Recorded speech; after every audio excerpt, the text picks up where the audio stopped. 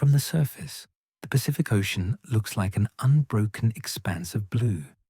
But beneath the waves, the seafloor is anything but flat. It buckles, fractures, and in places, tears open. The Mariana Trench is one of those tears, a crescent-shaped gash stretching 1,580 miles across the western Pacific, roughly parallel to the Mariana Islands. At its deepest point, a section known as the Challenger Deep, the ocean floor plunges to 10,994 meters, nearly 36,070 feet. To put that in perspective, if Mount Everest were placed into the trench, its peak would still sit more than a mile underwater. The trench formed through a process geologists call subduction. Along the trench's eastern edge, the massive Pacific Plate collides with the smaller Philippine Plate, but they don't grind side by side. Instead, the denser Pacific Plate slides beneath the Philippine Plate, diving at an angle into the Earth's mantle. This descent isn't smooth. The plates lock together for years, even decades, building stress before jerking forward in sudden releases. But the overall motion is consistent, grinding downward at a rate of about 3 to 4 inches per year. Over millions of years, that slow descent has carved the deepest scar on the planet's surface. Estimates for when the trench began forming vary. Some researchers place its origins around 50 million years ago, while others suggest it could be as old as 180 million years, making it one of the oldest subduction zones still active. The uncertainty comes from the difficulty of dating features on the seafloor and the gradual reshaping that continues today. What's clear is that the process hasn't stopped. The Pacific Plate keeps sinking, pulling the seafloor down with it, deepening the trench in some places while shifting its shape in others. The trench itself is V-shaped in cross-section, narrow at the bottom and widening toward the top. Its walls slope steeply, dropping thousands of meters over relatively short horizontal distances. Sediment accumulates on the floor, brought down by marine snow and occasional landslides from the slopes above. In places, the sediment layer is thin, exposing bare rock. In others, it builds up over time, creating a softer seafloor that records the trench's history in layers. What makes the depth so striking isn't just the distance from the surface, but the environment it creates. At the bottom of the Challenger Deep, pressure reaches 1,000 tons 86 bars, the equivalent of more than 16,000 pounds, pressing down on every square inch. For comparison, atmospheric pressure at sea level is 1 bar. The crushing force at the bottom is enough to compress even water itself, making it slightly denser than at the surface. Temperature, despite the extreme depth, hovers just above freezing, between 1 and 4 degrees Celsius. This coldness is maintained year-round, insulated from seasonal changes by the sheer volume of water above. And yet, the trench isn't static. Subduction continues. Earthquakes rattle the region and the seafloor shifts. Measurements taken decades apart show subtle changes in depth at certain points, suggesting that the trench deepens or shifts in response to tectonic forces. The boundary between the Pacific and Philippine plates isn't a clean line. It's a zone of deformation where rock bends, fractures, and sometimes melts as it descends into the mantle. That ongoing activity means the Mariana Trench is less a fixed feature and more a dynamic process, constantly reshaping itself even as we try to map it. Comparisons help convey the scale.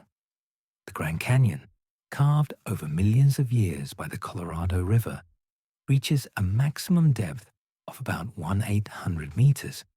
The Mariana Trench is more than 6 times deeper. The wreck of the Titanic rests at 3 equals 800 meters, not even halfway to the Challenger Deep. Most submarines used for scientific research can't descend beyond 6,000 meters. To reach the bottom requires specially designed vehicles built to withstand pressures that would crush conventional hulls like aluminum cans. The trench isn't just deep, it's remote. The nearest land, the island of Guam, sits more than 200 miles away. The seafloor surrounding the trench is itself miles below the surface, making the descent into the trench a journey into an environment more isolated and extreme than almost anywhere else on the planet. Mapping the trench requires sonar, and even modern multi-beam systems struggle with the depth and topography. Large sections remain poorly charted, their exact contours still uncertain. The trench isn't static. It shifts, deepens in places, and continues to reshape itself as the Pacific Plate grinds downward. Which raises the question, what happens to that sinking rock as it descends? Leaving behind the geology of the trench's formation, we turn now to what occurs when rock descends into the planet's mantle, a process that makes the deepest place on Earth also one of the most seismically active. The Mariana Trench isn't just deep, it's dangerous. Subduction zones are earthquake factories. As the Pacific Plate slides beneath the Philippine Plate, friction builds. Rock grinds against rock under immense pressure. The plates lock together for years, sometimes decades, accumulating stress. Then, when the stress exceeds the strength of the rock, they slip. The sudden movement releases energy in the form of seismic waves that radiate outward through the Earth's crust. This is how earthquakes are born. What makes the Mariana region unusual is the depth at which these earthquakes occur. Most earthquakes happen relatively close to the surface, within the upper 70 kilometers of the crust. These shallow quakes tend to be the most destructive because their energy reaches populated areas with little attenuation. But subduction zones like the Mariana generate earthquakes at far greater depths. Some occur 300 kilometers below the surface, and a few have been recorded even deeper, beyond 600 kilometers. These are called deep focus earthquakes, and they happen as the sinking plate descends into the mantle, carried downward by the same tectonic forces that created the trench. The mechanics of deep focus earthquakes are still debated. At shallow depths, earthquakes result from brittle fracture, rock snapping under stress. But at the temperatures and pressures found hundreds of kilometers down, rock should behave more like plastic, deforming slowly rather than breaking suddenly. Some researchers propose that deep earthquakes result from phase transitions, moments when minerals in the descending slab shift from one crystal structure to another, releasing energy in the process. Others suggest that dehydration reactions, where water is expelled from minerals under pressure, may trigger sudden slips. The exact mechanism remains uncertain. What's clear is that the Mariana subduction zone produces these deep tremors regularly. Seismometers positioned across the Pacific detect hundreds of small to moderate earthquakes each year along the trench. Most are too weak to be felt at the surface. Magnitude 4 or 5 quakes deep in the mantle might pass unnoticed by anyone not monitoring seismic instruments. But occasionally, larger events occur. In 1993, a magnitude 7.7 earthquake struck near Guam, generated by movement along the subduction zone at a depth of about 60 kilometers. The quake caused damage on the island and triggered a small tsunami. In 2016, another magnitude 7.7 event occurred offshore, this time at a depth of nearly 200 kilometers. The greater depth meant less surface shaking, and the tsunami risk was minimal. Deep earthquakes behave differently from shallow ones in important ways. Their energy dissipates as it travels through hundreds of kilometers of rock, reducing the intensity of shaking felt at the surface. A magnitude 7 earthquake at 500 kilometers depth might be barely perceptible, while the same magnitude at 10 kilometers could collapse buildings.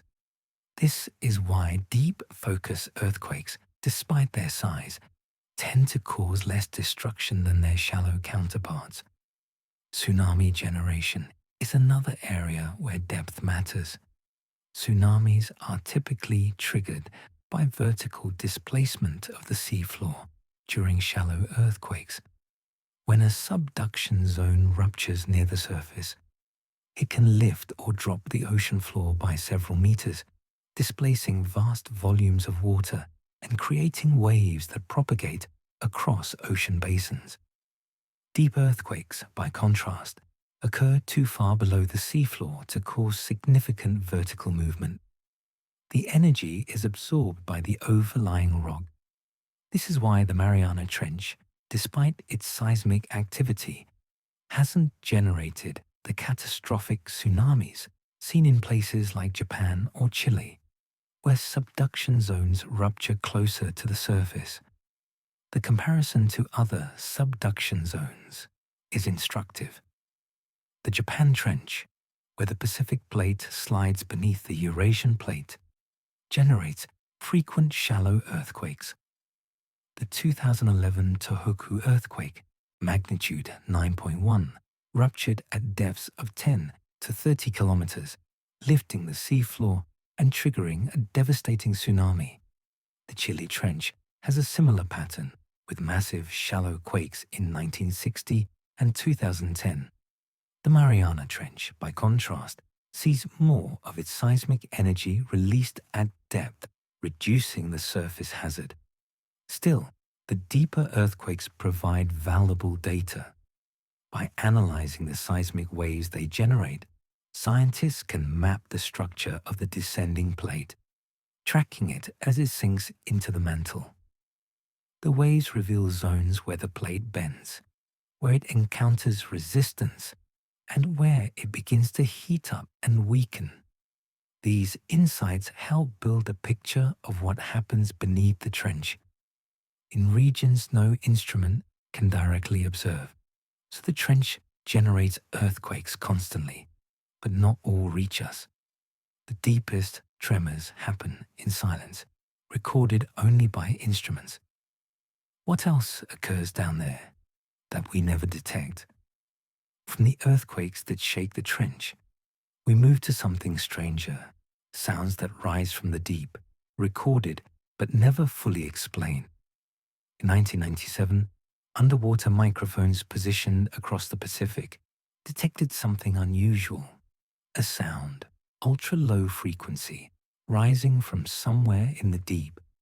The signal was picked up by multiple sensors separated by thousands of kilometers, suggesting the source was both powerful and distant.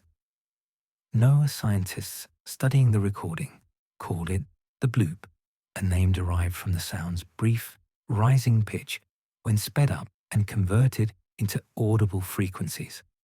At its original speed, the bloop was far too low for human ears, a deep rumble in the infrasonic range that traveled through ocean water with remarkable efficiency.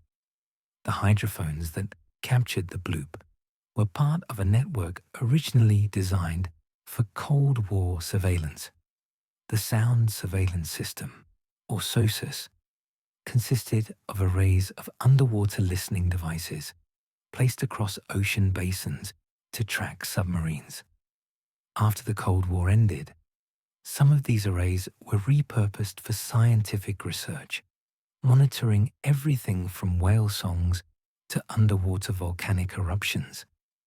The microphones are sensitive enough to detect sounds from thousands of miles away, taking advantage of a feature of the ocean called the SOFAR channel, a depth where sound waves travel with minimal loss of energy. When the bloop was first analyzed, its characteristics stood out. The sound lasted roughly 1 minute, rising in frequency before fading. Its amplitude suggested a source far louder than any known biological organism. Blue whales, the loudest animals on Earth, produce calls that can be detected across ocean basins, but the bloop's profile didn't match whale vocalizations. It was too brief, too irregular, and the frequency pattern was different. That mismatch sparked speculation. If not a whale, then what? For years, the bloop remained unexplained, fueling theories that ranged from plausible to fantastical. Some suggested it might be an unknown species of deep-sea creature, something larger than a blue whale, living in regions too deep for human observation. Others pointed to geological activity, perhaps underwater landslides or the movement of massive ice sheets. The location from which the sound seemed to originate, somewhere in the southern Pacific west of South America, added to the mystery. That region is remote, poorly studied, and deep. In 2005, NOAA scientists proposed an explanation. They suggested the bloop was caused by an icequake, a term for the sound produced when large icebergs crack and fracture as they carve from glaciers or ice shelves. When ice breaks under stress, it releases energy in the form of seismic waves that travel through both ice and water. These sounds can be extraordinarily loud, and their frequency profiles can resemble the bloop's characteristics. The timing and location also fit. The sound originated in a region near Antarctica, where icebergs are common, and 1997 was a period of significant glacial activity. Most researchers now accept this explanation, treating the bloop as a solved case. And yet, the fascination persists. The bloop wasn't the only mysterious sound recorded by NOAA's hydrophones. A sound called upsweep, detected in 1991, still occurs seasonally. A continuous series of narrow-band, upsweeping tones that last for extended periods. Scientists believe it originates from underwater volcanic activity, possibly from seamounts in the Pacific, but the exact source has never been pinpointed. Another sound, named Julia, was recorded in 1999, a brief pulse that also remains unexplained, though icequakes are again the leading hypothesis. Train, slow down, and whistle are other name sounds, each with distinct acoustic signatures, most attributed to ice or geological sources, but with varying degrees of certainty. The deep ocean is full of sounds we rarely consider. Earthquakes rumble through the crust. Hydrothermal vents hiss and crack as superheated water meets cold seawater. Underwater landslides generate low-frequency booms. Marine life contributes as well, from the clicks of sperm whales hunting in the abyss to the songs of fin and blue whales that propagate across entire ocean basins. But the recordings also capture sounds that don't fit known categories, signals too faint or too distorted to identify with confidence. What complicates the matter is how poorly we understand deep ocean acoustics. Sound behaves differently at depth, affected by temperature gradients, pressure, and salinity. The SOFAR channel, positioned at depths between 600 and 1,200 meters, depending on location, acts like a waveguide, trapping sound and allowing it to travel vast distances with little attenuation. Sources located within this channel can be heard halfway around the world, but pinpointing their exact origin is difficult. Triangulation helps, but it relies on detecting the same signal at multiple sensors, and if the sound is brief or weak, only a few stations may record it. Most of these sounds have been explained, but not all. In a place where pressure alone prevents most investigation, acoustic signals remain one of the few ways to detect activity thousands of meters down. Whether what generates them is always ice, geology, or life is still uncertain. That uncertainty extends to the creatures themselves, organisms that shouldn't exist according to our understanding of biology, yet thrive in crushing darkness.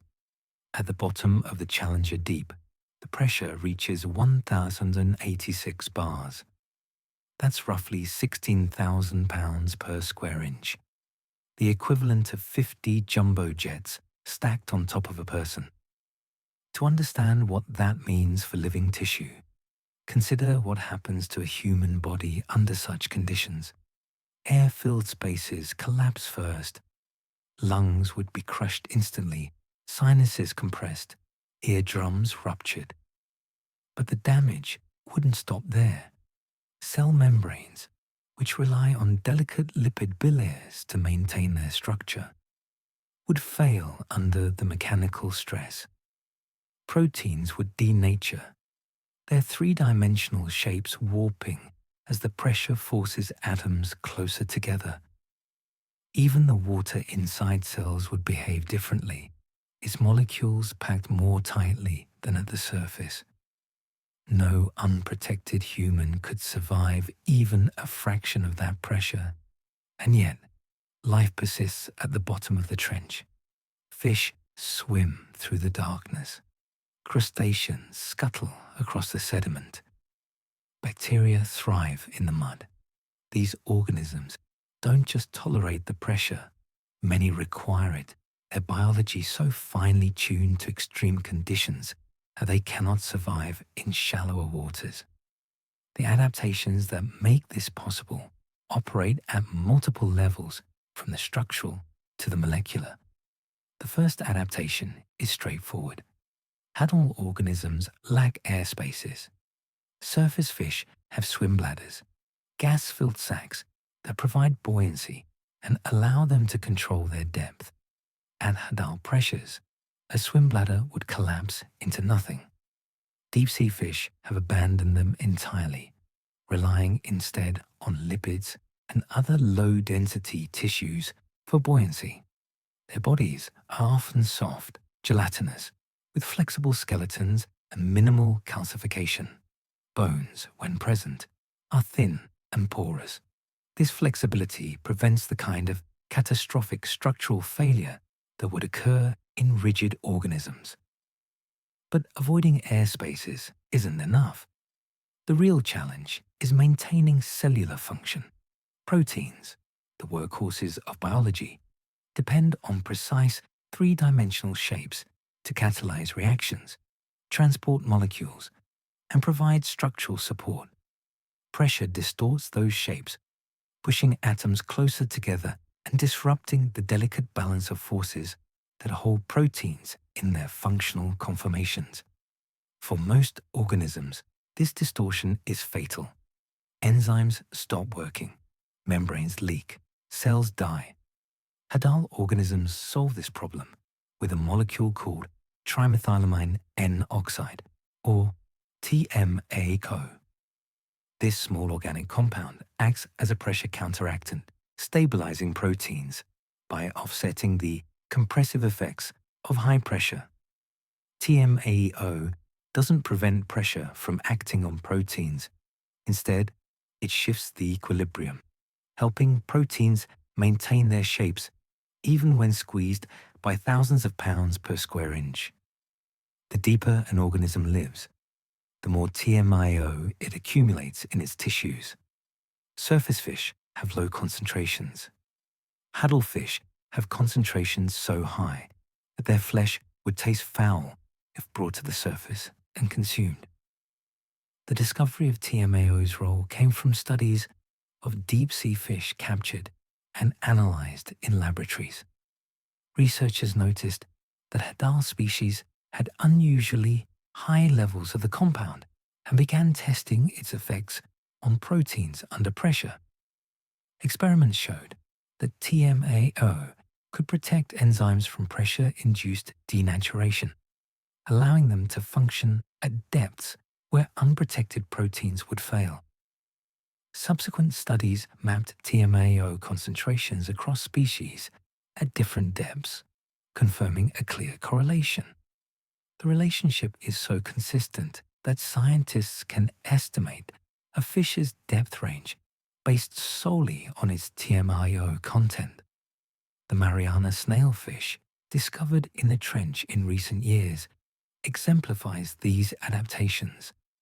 Analysis of specimens revealed TMAO concentrations among the highest ever measured in a vertebrate. The fish also lacks scales, has minimal bone structure, and possesses a body that's largely gelatinous. Its proteins show structural modifications as well, with amino acid sequences that confer additional stability under pressure. These changes occur at the genetic level, coded into the organism's DNA through millions of years of evolution. Membranes present another challenge. Cell membranes are made of lipids arranged in bilayers, with hydrophobic tails facing inward and hydrophilic heads facing outward. Pressure compresses these bilayers, reducing their fluidity and potentially causing them to crystallize into rigid, non-functional states. Hadal organisms counteract this by adjusting the composition of their membrane lipids, incorporating more unsaturated fatty acids that remain fluid even under compression. The result is a membrane that behaves normally despite the extreme conditions. Temperature complicates the picture. At the bottom of the Challenger Deep, water temperatures hover just above freezing, typically between 1 and 4 degrees Celsius. Cold slows molecular motion, which under normal circumstances would make biochemical reactions sluggish. But pressure has the opposite effect, speeding up certain reactions by forcing molecules closer together. The interplay between cold and pressure creates a unique environment where the usual rules of biochemistry are bent. Enzymes in Hadal organisms are adapted to this combination, functioning optimally at temperatures and pressures that would denature enzymes from surface species. Research on these adaptations is ongoing. Scientists collect specimens when possible, analyze their tissues, sequence their genes, and compare them to relatives from shallower depths. The patterns that emerge show remarkable consistency. Across different Hadal zones, from the Mariana to the Kermadec to the Japan Trench, organisms independently evolve similar solutions. TMAO accumulation appears repeatedly. Membrane modifications recur. Protein structures show convergent changes. This suggests that the adaptations aren't random, but represent optimal solutions to the physical constraints imposed by extreme pressure. There are limits, however. Theoretical models predict a maximum depth beyond which even TMAO cannot stabilize proteins. The exact depth is uncertain, but estimates place it somewhere between 8,200 and 8,400 meters. Beyond that point, pressure overwhelms even the most sophisticated adaptations. Proteins lose function. Membranes fail. Life, as we understand it, becomes impossible. Observations seem to support this. The deepest fish ever recorded, a Mariana snailfish, was found at 8,178 meters. Deeper than that, fish disappeared from the record. Crustaceans and other invertebrates persist to greater depths, but they too may face an eventual ceiling. The adaptations work, but they have limits. Have we found organisms at that boundary? Or does life go deeper still in forms we haven't yet imagined? Understanding pressure adaptation raises another question. How did these organisms get there in the first place? The trench is an island of extreme conditions isolated from shallower waters, which suggests an evolutionary puzzle. The creatures at the bottom of the Mariana Trench didn't start there. Evolution doesn't work in reverse. Organisms don't develop complex adaptations to extreme pressure and then migrate to crushing depths. Instead, they must colonize deep environments first, then adapt over time, generation by generation, as natural selection favors traits that improve survival under those conditions. But how that colonization happens, and over what timescales, remains one of the most debated questions in Hadal biology. Two competing theories attempt to explain the origins of Hadal life. The first proposes that species migrated from shallower waters, gradually moving deeper over millions of years. As they descended, populations adapted to increasing pressure, accumulating the genetic changes necessary to survive at extreme depths.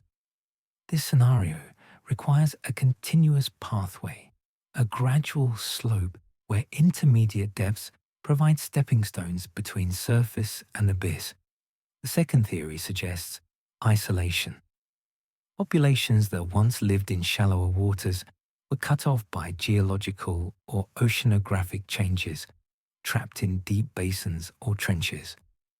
Over time, separated from their shallow relatives, they evolved independently, specializing for the extreme conditions of their isolated habitats. Genetic studies offer clues, but not definitive answers. When researchers sequence the DNA of Hadal amphipods, snailfish, and other organisms, they find patterns that suggest both scenarios may play a role, depending on the species and the trench. Some Hadal species show close genetic relationships to shallow water relatives, implying relatively recent divergence. Their ancestors may have colonized the deep within the last few million years, a blink of an eye in geological terms, but enough time for significant adaptation.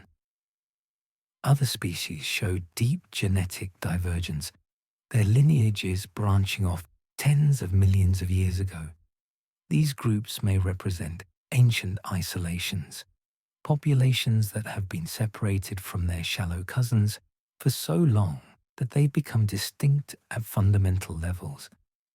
Amphipods provide a useful case study. These small crustaceans dominate Hadal ecosystems, and genetic analysis shows that different trenches host different species. The amphipods of the Mariana Trench are not the same as those in the Kermadec Trench near New Zealand or the Japan Trench off the coast of Honshu. Each trench appears to harbor its own endemic species, populations that evolved in isolation from one another. This pattern suggests that trenches act as evolutionary islands, separated by vast stretches of abyssal plain where conditions differ enough to prevent gene flow. Once a population colonizes a trench, it becomes reproductively isolated, diverging over time into a distinct species. Molecular clock analyses attempt to date these divergences by measuring the accumulation of genetic mutations over time. The method relies on the assumption that mutations occur at a relatively steady rate, allowing scientists to estimate when two lineages last shared a common ancestor. Results vary, but many studies place the origins of Hadal lineages between 5 and 50 million years ago. The wide range reflects uncertainties in mutation rates and the difficulty of calibrating molecular clocks for deep-sea organisms. But the general pattern holds. Hadal species are old, their adaptations refined over millions of years. The question of how they got there is harder to answer. Did ancestral populations walk down the slope, generation by generation, adapting as they went? Or did sudden geological events trap them in deep basins forcing rapid adaptation or extinction. Evidence supports both pathways. Some hadal species show gradual adaptation with intermediate traits visible in populations at mid-depths. Others appear fully specialized, lacking intermediate forms, which suggests either rapid evolution or extinction of transitional populations. Convergent evolution complicates the picture. When scientists compare hadal organisms from different trenches, they find similar adaptations appearing independently. TMAO accumulation occurs in fish from the Mariana, the Peru Chile, and the Kermadec trenches, even though these species are not closely related. Membrane modifications recur across lineages. Morphological features like gelatinous bodies and reduced skeletons appear repeatedly. This convergence suggests that the challenges posed by hadal depths have limited solutions. Only certain adaptations work, and evolution discovers them again and again. The time frames matter. If hadal species require millions of years to evolve their extreme adaptations, then their populations are fragile. They cannot quickly colonize new habitats or recover from disturbances. A population wiped out by mining or pollution might take eons to be replaced, if it ever is. This makes hadal ecosystems particularly vulnerable to human activity. Debate continues about the relative importance of migration versus isolation. Some researchers emphasize the role of ocean currents and food availability, arguing that colonization follows the flow of nutrients into deep basins. Others point to tectonic activity, suggesting that the formation of new trenches creates opportunities for isolation and speciation. Both processes likely operate, their relative contributions varying by location and lineage, so the origins remain debated. But what's certain is that whatever path they took, hadal species are now so specialized they cannot survive anywhere else. They are prisoners of the deep. Among these prisoners are organisms so strange they challenged our very definition of animal life. Creatures that, when first photographed, seemed impossible. In 2014, cameras deployed at 8,178 meters in the Mariana Trench captured something unexpected: a fish. The footage showed a small, pale creature hovering just above the seafloor, its body translucent and gelatinous, its fins delicate. At first glance, it looked unremarkable, just another deep-sea oddity. But the depth at which it was filmed made it extraordinary. Previous records for the deepest living fish hovered around 7,700 meters. This individual and several others recorded during the same expedition shattered that record by nearly 500 meters. The discovery came from a collaboration between the University of Washington and the Schmidt Ocean Institute, using baited landers equipped with high-definition cameras designed to withstand extreme pressure. 3 years later, in 2017, researchers formally described the species. They named it Pseudoliparis swire, the Mariana snailfish, after the chief donor who funded the expedition. By then, additional specimens had been collected from depths between 6,900 and 8,178 meters, providing enough material for detailed analysis. What emerged was a portrait of an organism pushed to the very edge of vertebrate survival. The Mariana snailfish is small, typically measuring between 10 and 11 centimeters in length. Its body is soft, almost pudding-like in texture, with minimal skeletal structure. The skull is incomplete, lacking the bony plates found in most fish. The vertebrae are thin and flexible. There are no scales. The skin is translucent, revealing internal organs and the network of blood vessels beneath. Muscle tissue is sparse, giving the fish a fragile, almost ghostly appearance. Its fins are broad relative to its body size, suggesting they provide lift in a way that compensates for the lack of a swim bladder. Coloration is minimal. Most specimens are pale pink or white, lacking the pigmentation found in fish from shallower depths. This makes sense in an environment where no sunlight penetrates and where bioluminescence is the only source of light. There's no evolutionary pressure to develop complex color patterns when visibility is measured in centimeters at best. Their eyes are small but functional, capable of detecting the faint glow of bioluminescent organisms that share its habitat. Analysis of the snailfish's tissues revealed TMAO concentrations among the highest ever measured in a vertebrate. The compound made up a significant portion of the fish's body chemistry, far exceeding levels found in species from even moderately deep waters. This confirmed what researchers had suspected. TMAO wasn't just helpful at extreme depths, it was essential. Without it, the fish's proteins would collapse under the pressure, rendering basic cellular functions impossible.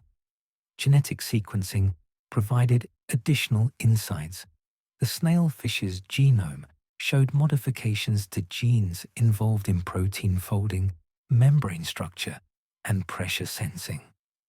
Some of these changes were unique to the Mariana population, while others appeared in snailfish from other trenches, suggesting convergent evolution. The species is part of the Liparidae family, a group of snailfish found at various depths across the world's oceans. Shallow water members of the family live in tide pools and coastal waters.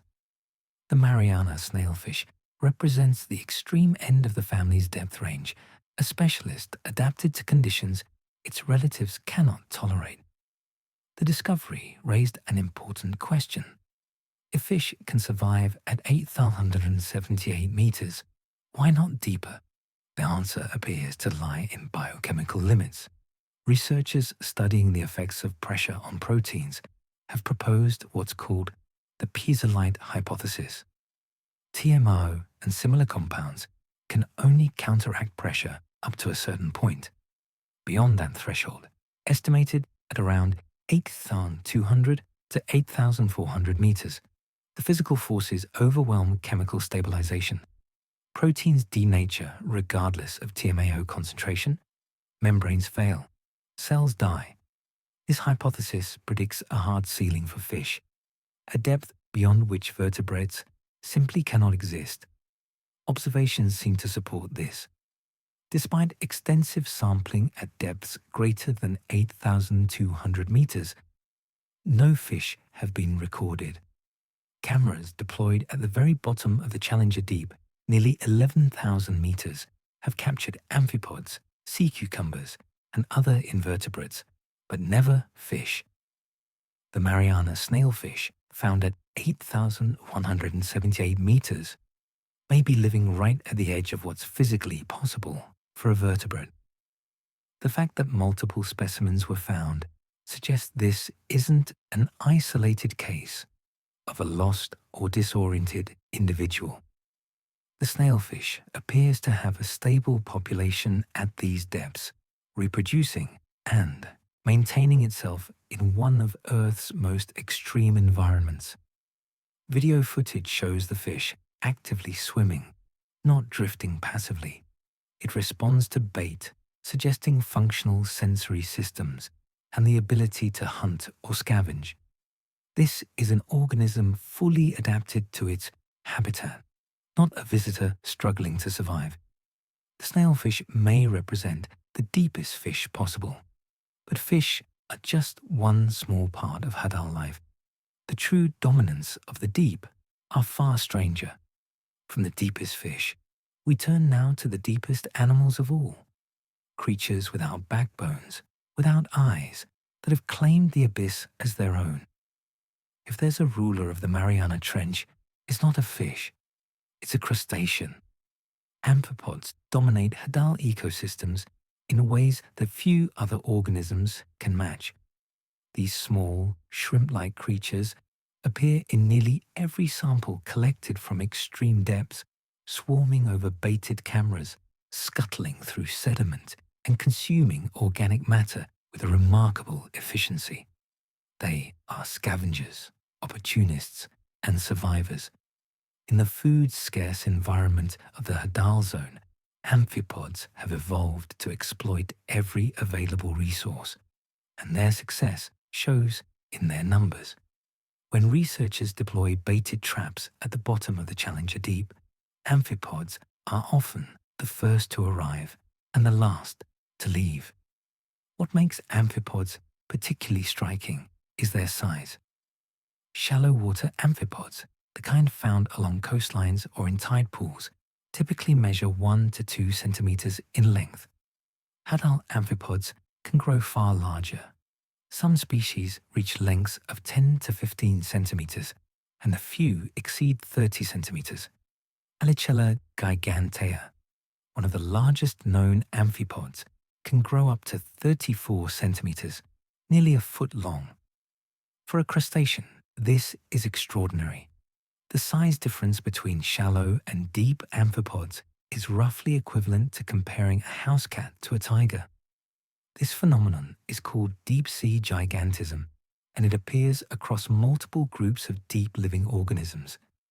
Giant isopods, enormous sea spiders, and oversized amphipods all demonstrate the trend.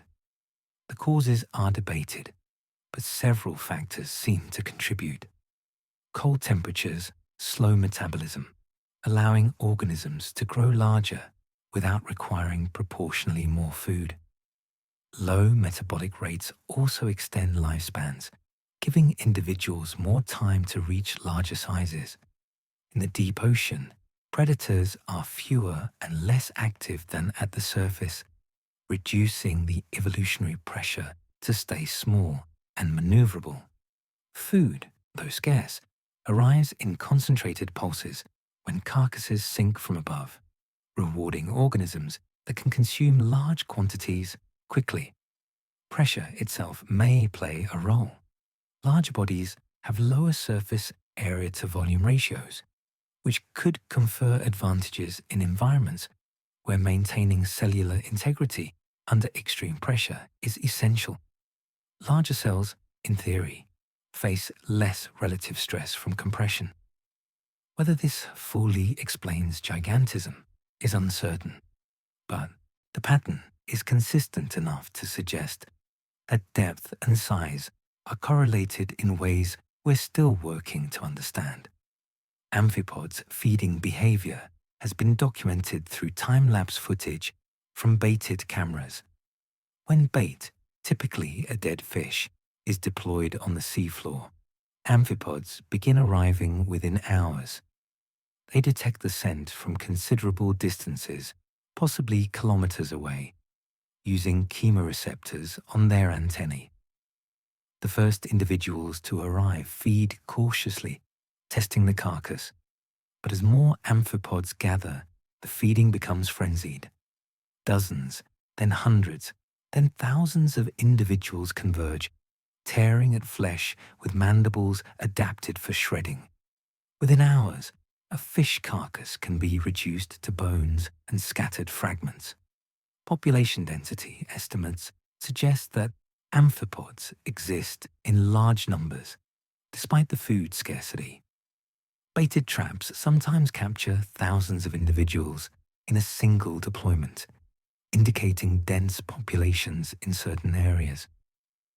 Whether these densities are typical or represent aggregations around rare food sources is unclear. Amphipods are mobile, capable of traveling significant distances in search of food, so their distribution likely fluctuates based on where carcasses fall. Different species occupy different niches within the Hadal Zone. Some amphipods are surface scavengers, feeding on organic material that settles on the seafloor. Others burrow into sediment, consuming bacteria and detritus, A few are predatory, hunting smaller invertebrates. This diversity allows multiple amphipod species to coexist in the same trench without directly competing for resources. Each has carved out a role, a way of exploiting the limited energy available. Metabolic studies reveal that hadal amphipods operate on tight energy budgets. Their metabolic rates are low compared to shallow water relatives, a necessary adaptation when food is unpredictable. They can survive long periods without eating, drawing on stored lipids to maintain basic functions. When food does arrive, they gorge, consuming as much as possible before the resource disappears. This feast or famine strategy is common in extreme environments, where the ability to endure scarcity matters as much as the ability to exploit abundance. The amphipods thrive where almost nothing else can, but even they need food. In a place where no sunlight penetrates, where does energy come from 7 miles down? The answer lies not in photosynthesis, but in a stranger process, life fueled by chemicals rather than light. Photosynthesis requires light. At the bottom of the Mariana Trench, there is none. For most of Earth's history, this would have meant that the deep ocean was a biological desert, capable of supporting only scavengers that fed on organic material drifting down from sunlit surface waters. But in 1977, researchers exploring the Galapagos Rift discovered something that changed our understanding of where life could persist. At hydrothermal vents on the seafloor, communities of organisms thrived in total darkness, not by consuming material from above, but by harvesting energy from chemicals dissolved in superheated water. The process, called chemosynthesis, showed that sunlight wasn't the only foundation for complex ecosystems. Chemical energy could sustain life just as effectively. Hydrothermal vents form where tectonic activity cracks the seafloor, allowing seawater to seep down into the crust. There, it encounters heat from magma chambers below, sometimes reaching temperatures exceeding 400 degrees Celsius. The superheated water dissolves minerals from the surrounding rock, becoming rich in hydrogen, sulfide, methane, iron, and other compounds. When this mineral-laden fluid jets back up through the seafloor, it mixes with the cold ocean water, precipitating minerals and creating chimney-like structures that can grow meters tall. The fluid cools rapidly, but it remains hot enough to support unique forms of life. The Mariana region has vents of its own. Near the trench, seamounts and volcanic ridges host active hydrothermal systems. The Chamorro Seamount, located on the outer slope of the trench, supports vents that differ from those found along mid-ocean ridges. Instead of the black smokers typical of basaltic systems, Chamorro's vents emit fluids with lower temperatures and different chemistry, shaped by the serpentinization of ultramafic rock. This process produces hydrogen gas and methane, creating conditions that favor different microbial communities than those found at classic black smoke vents. At the base of every vent ecosystem are bacteria. These microorganisms oxidize the chemicals in vent fluids, using the energy released to fix carbon dioxide into organic compounds.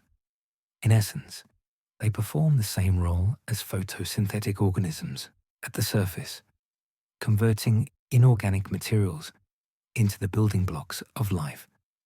The difference is the energy source. Instead of light, they use the chemical potential stored in reduced compounds, like hydrogen sulfide or methane. The process is less efficient than photosynthesis, but in an environment where light doesn't exist, is the only option. These chemosynthetic bacteria form the foundation of the vent food web. Some live freely in the water or form thick mats on rock surfaces. Others enter into symbiotic relationships with larger organisms. Tube worms, the most iconic vent inhabitants, host chemosynthetic bacteria inside specialized organs called trophotrophosomes. The worms have no mouth or digestive system. Instead, they absorb hydrogen sulfide and oxygen from the water through a blood-red plume of gills and deliver these compounds to the bacteria living in their tissues. In return, the bacteria provide the worm with nutrients synthesized from the chemicals. The arrangement allows tube worms to grow to remarkable sizes, some exceeding 2 meters in length, sustained entirely by bacterial metabolism. Vents near the Mariana Trench support different communities than those found in the Atlantic or Pacific mid-ocean ridges. Tube worms are less common. Instead, mussels, clams, and shrimp dominate, each hosting their own symbiotic bacteria. The mussels filter bacteria from the water, supplementing their diet with organic material. The clams bury their feet in sediment near vents, accessing hydrogen sulfide diffusing through the seafloor. Shrimp swarm around vent openings, some equipped with specialized organs that may detect heat or chemical gradients. Temperature differentials at vents can be extreme. Fluid exiting a black smoker may exceed 350 degrees Celsius, while the surrounding seawater sits just above freezing. Organisms living at vents navigate this gradient carefully, positioning themselves close enough to access chemicals, but far enough to avoid lethal temperatures. The plumes of heated water create microenvironments where conditions vary over centimeters, allowing species with different tolerances to coexist in close proximity. Chemical concentrations shape community composition. Vents rich in hydrogen, sulfide, favor organisms with sulfur oxidizing symbionts. Methane-rich vents support different microbial assemblages, often dominated by archaea rather than bacteria. The diversity of vent chemistry across the ocean floor means that vent communities vary widely. What thrives at one vent may be absent from another just kilometers away. Vent communities exist as oases in an otherwise barren landscape. The productivity around a vent can be orders of magnitude higher than the surrounding deep sea floor. Biomass accumulates. Animals that would starve elsewhere thrive. But vents are ephemeral. Tectonic shifts can seal off fluid pathways, shutting down a vent system in years or decades. When a vent dies, its community collapses. Organisms must disperse to find new vents, a challenge in the deep ocean where distances are vast and active vents are sparse. How larvae travel between vents, colonizing new systems while avoiding starvation, remains an active area of research. For the wider Hadal ecosystem, vents provide indirect support. Mobile scavengers like amphipods may visit vent sites, feeding on organisms that wander too far from the chemical source. Organic material from vent communities, whether as dead tissue or fecal matter, eventually settles onto the surrounding seafloor, contributing to the nutrient base. In this way, chemosynthetic productivity can subsidize populations far from the vents themselves. These vent communities are islands of abundance in a desert of darkness, but they're not evenly distributed. Most of the trench floor remains far from any vent. What survives in those vast stretches between chemical oases? The answer surprised scientists when they first examined sediment samples. The mud itself is alive. In 1960, when Jacques Picard and Don Walsh reached the Challenger Deep, aboard the Bathyscaphe Trieste, they reported seeing a flatfish and shrimp through their small viewing port. The observation was brief, controversial, and never confirmed. But the real inhabitants were invisible. Sediment collected from the trench floor teems with microbial life. Bacteria and archaea, single-celled organisms adapted to extreme pressure, cold, and darkness, exist in densities that dwarf the populations of larger animals. A single gram of Hadal sediment can contain billions of cells packed into the spaces between mineral grains. When researchers analyze these samples, they find communities so diverse and metabolically versatile that cataloging them remains an ongoing challenge. The microbes don't just live in the sediment, they dominate it, both in numbers and in total biomass. These organisms are extremophiles, a term for life that thrives under conditions most species cannot tolerate. Pressure is only one of the challenges they face. The sediment is cold, oxygen poor in many layers, and nutrient scarce. Yet microbial communities persist, processing whatever organic material settles from above and recycling nutrients through pathways that sustain the broader ecosystem. Without them, the Hadal zone would be even more barren than it already is. The diversity is staggering. Genetic sequencing of sediment samples reveals thousands of distinct microbial species, many of which have never been cultured in laboratories. This poses a problem. Traditional microbiology relies on growing organisms in controlled conditions, isolating them, and studying their physiology directly. But the majority of microbes from Hadal sediments refuse to grow when removed from their natural environment. They may require specific pressures, temperatures, or chemical conditions that are difficult or impossible to replicate in a lab. As a result, we know these species exist only because their DNA shows up in genetic surveys. They are part of what scientists call microbial dark matter, organisms detected but not understood. Metagenomics, the study of genetic material recovered directly from environmental samples, has partially solved this problem. By sequencing all the DNA in a sediment sample, researchers can identify which species are present and infer what metabolic functions they might perform based on the genes they carry. This approach has revealed communities far more complex than anyone suspected. Hadal sediments host sulfate-reducing bacteria that use sulfate as an electron acceptor in the absence of oxygen. Methanogens, a group of archaea, produce methane as a byproduct of their metabolism. Nitrate reducers cycle nitrogen through various chemical forms. Fermenters break down organic compounds in anaerobic conditions. Each of these metabolic pathways plays a role in nutrient cycling.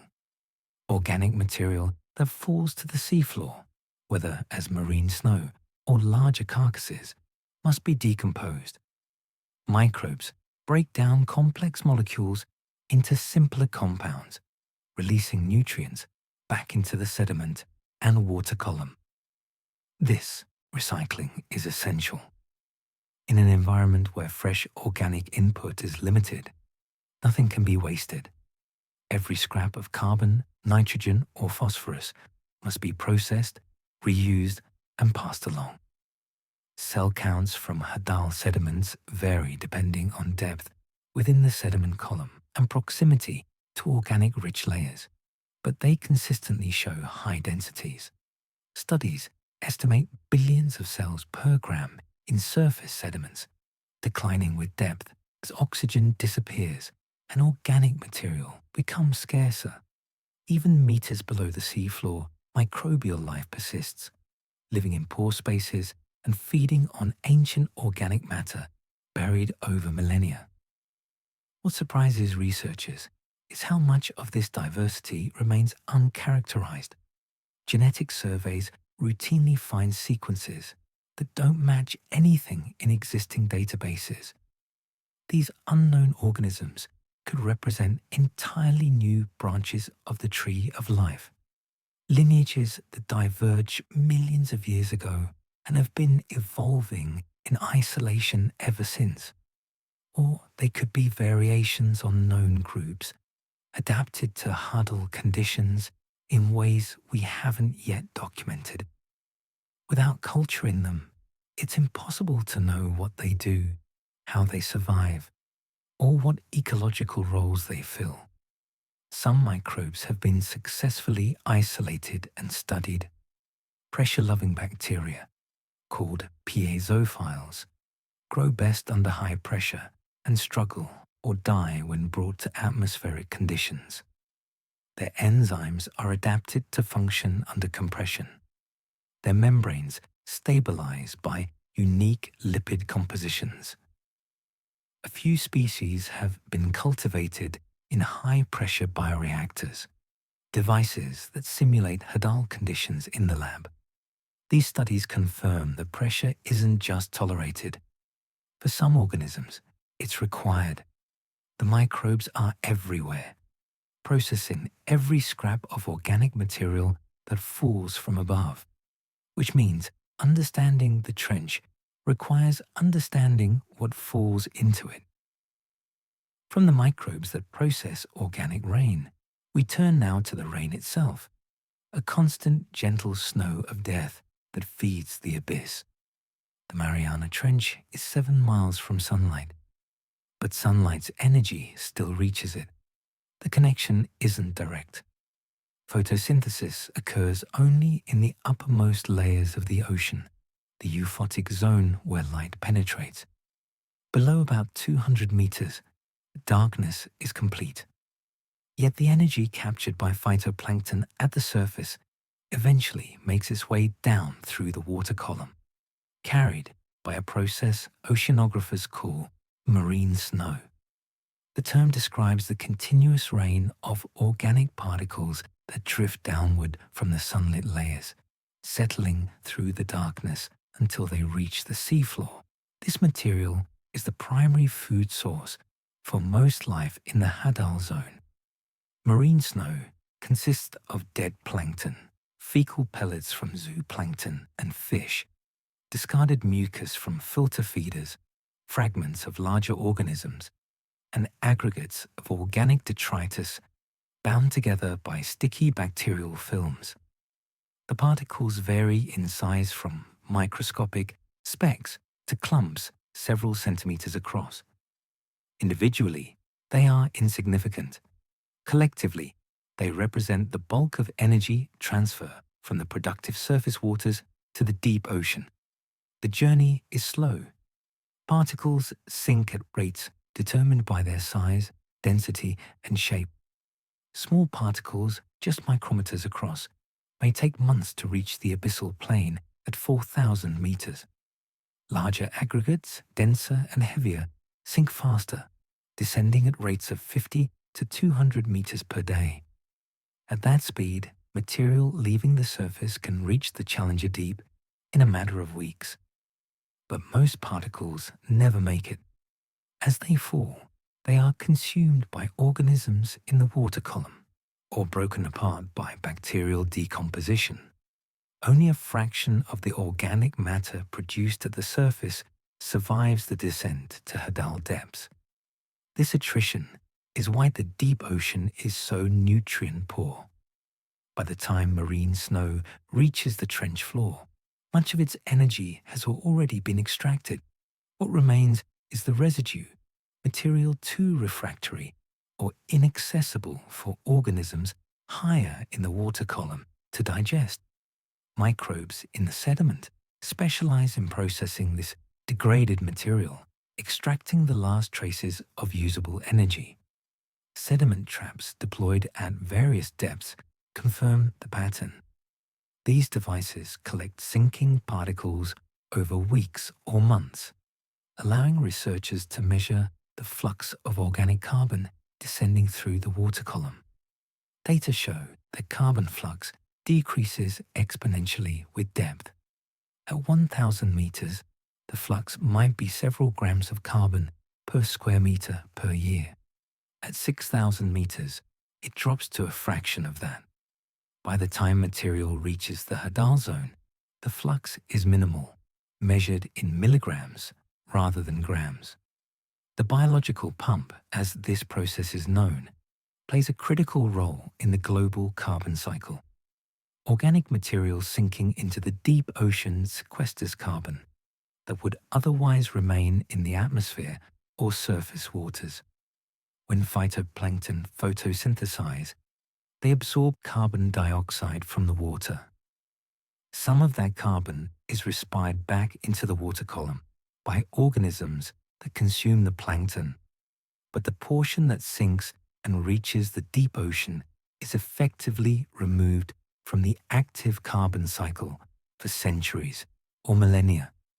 The deep ocean acts as a carbon sink, storing vast quantities of carbon in dissolved forms and in the sediments that accumulate on the seafloor. Seasonal variations influence marine snow production.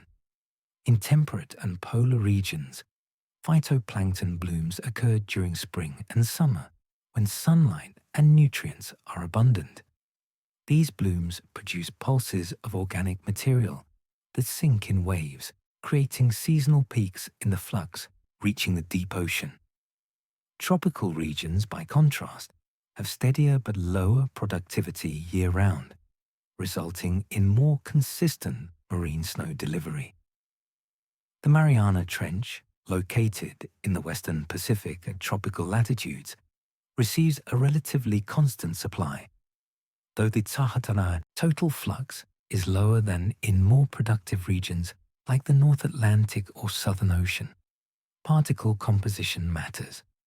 Not all organic material is equally nutritious. Fresh phytoplankton cells, rich in proteins and lipids, are more valuable to consumers than heavily degraded detritus. Fecal pellets, though already processed once, still contain usable organic matter and sink quickly due to their compact form.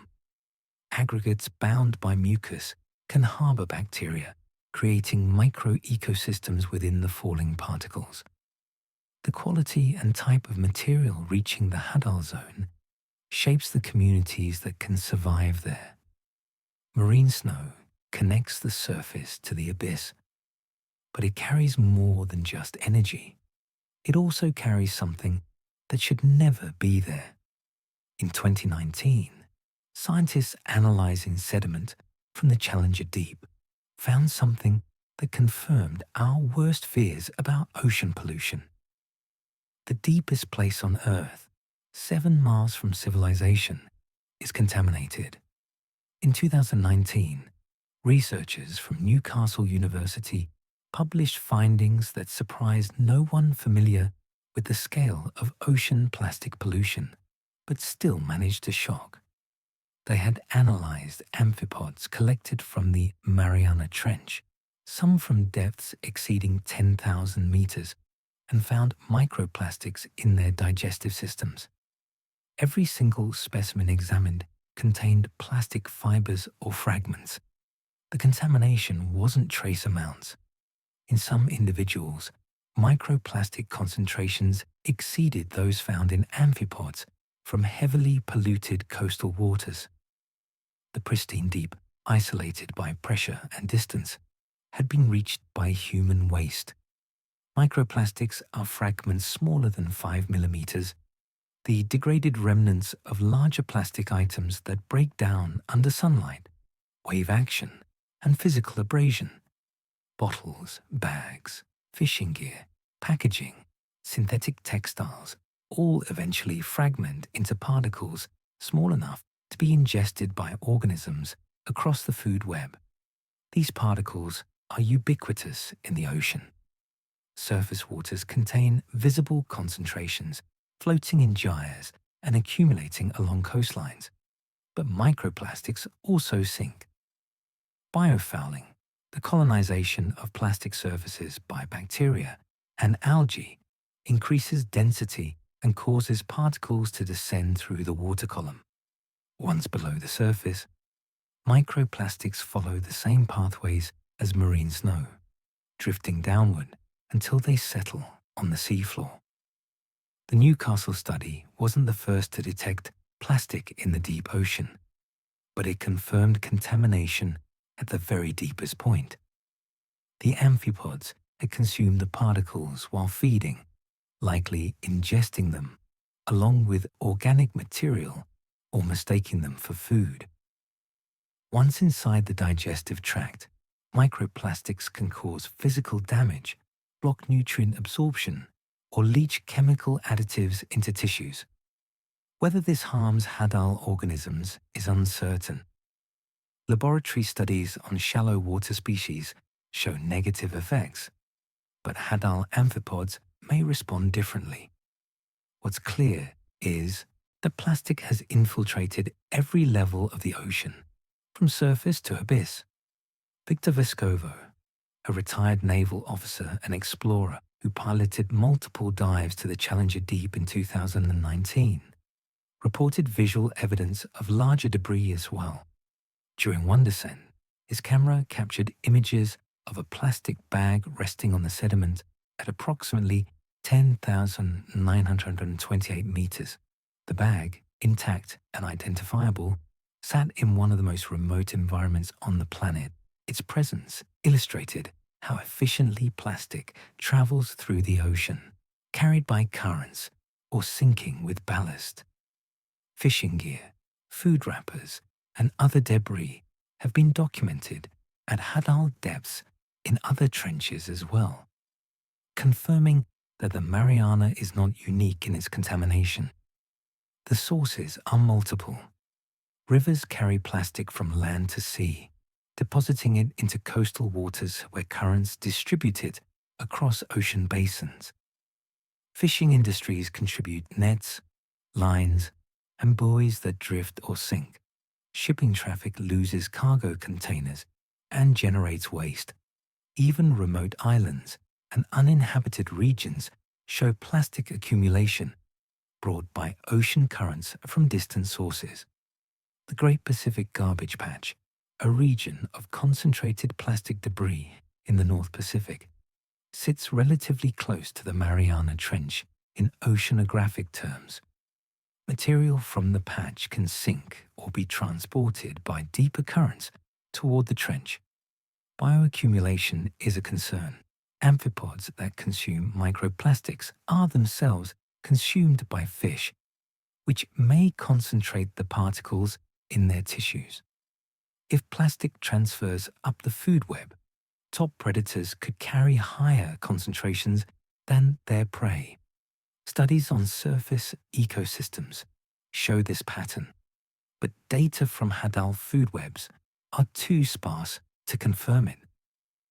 What's certain is that plastic enters the base of the Hadal food chain and likely persists there. Degradation at Hadal depths is negligible. Plastic breaks down slowly under the best conditions. In the deep ocean, where temperatures are near freezing, sunlight is absent, and oxygen is limited, degradation rates approach zero. The plastic that reaches the Challenger Deep may remain there for centuries, possibly millennia. There is no mechanism for removal. No organism can digest synthetic polymers fully. No geological process recycles them. The trench has become a permanent repository for human-made materials. Comparisons to other deep sites reveal similar patterns. The Japan Trench, the Kermadec Trench, and the Peru-Chile Trench all show microplastic contamination at Hadal depths. The universality suggests that plastic pollution has saturated the deep ocean globally, not just in isolated hotspots. Even regions far from human activity, protected by distance or depth, have been reached. The plastic is there permanently. At those pressures and temperatures, degradation is so slow that our pollution may remain for millennia. The pristine deep is now a time capsule of human waste. Plastic wasn't the only human intrusion scientists found. The trench also holds traces of nuclear testing from decades past. In the 1950s and 1960s, the United States and Soviet Union detonated nuclear weapons in the Pacific. Fallout scattered across the ocean surface, eventually sinking. In 2017, scientists found it in creatures from the Challenger Deep. The discovery came from a study analyzing carbon-14 levels in hadal crustaceans collected from multiple trenches. Carbon-14 is a radioactive isotope of carbon that occurs naturally in small quantities, produced when cosmic rays strike nitrogen in the upper atmosphere.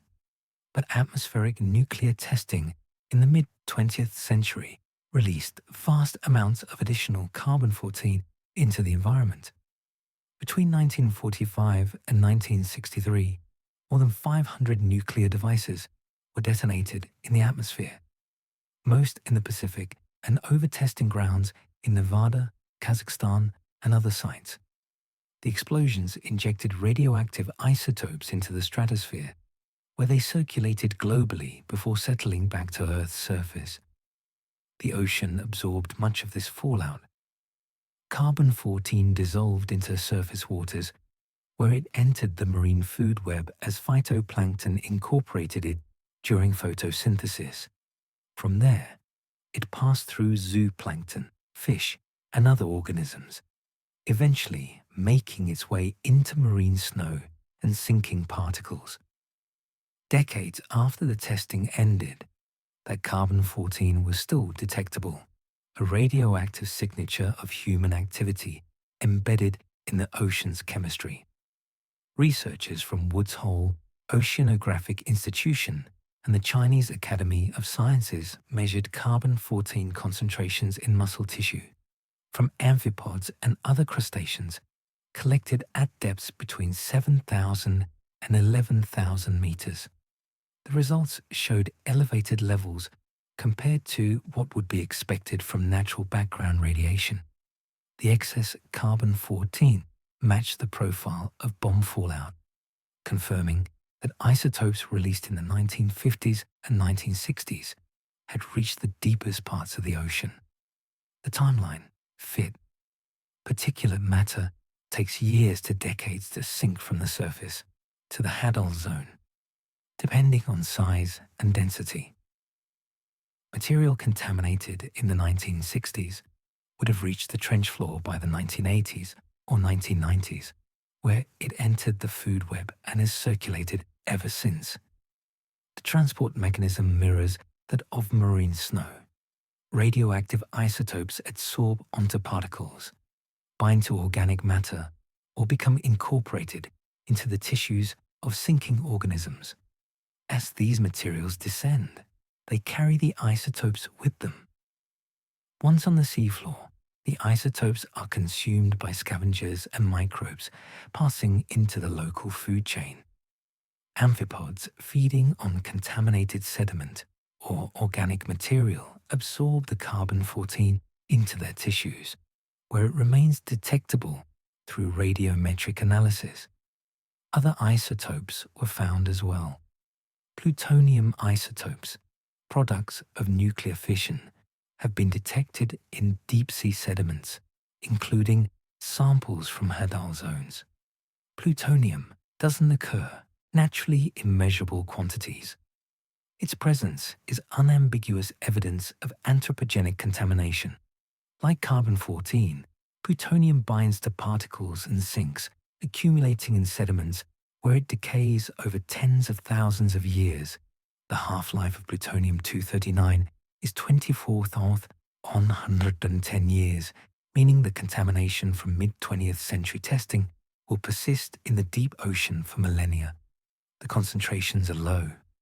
The levels of carbon-14 and plutonium detected in Hadal organisms pose no immediate health risk to the organisms themselves or to humans who might theoretically consume them. But the detection confirms a broader point.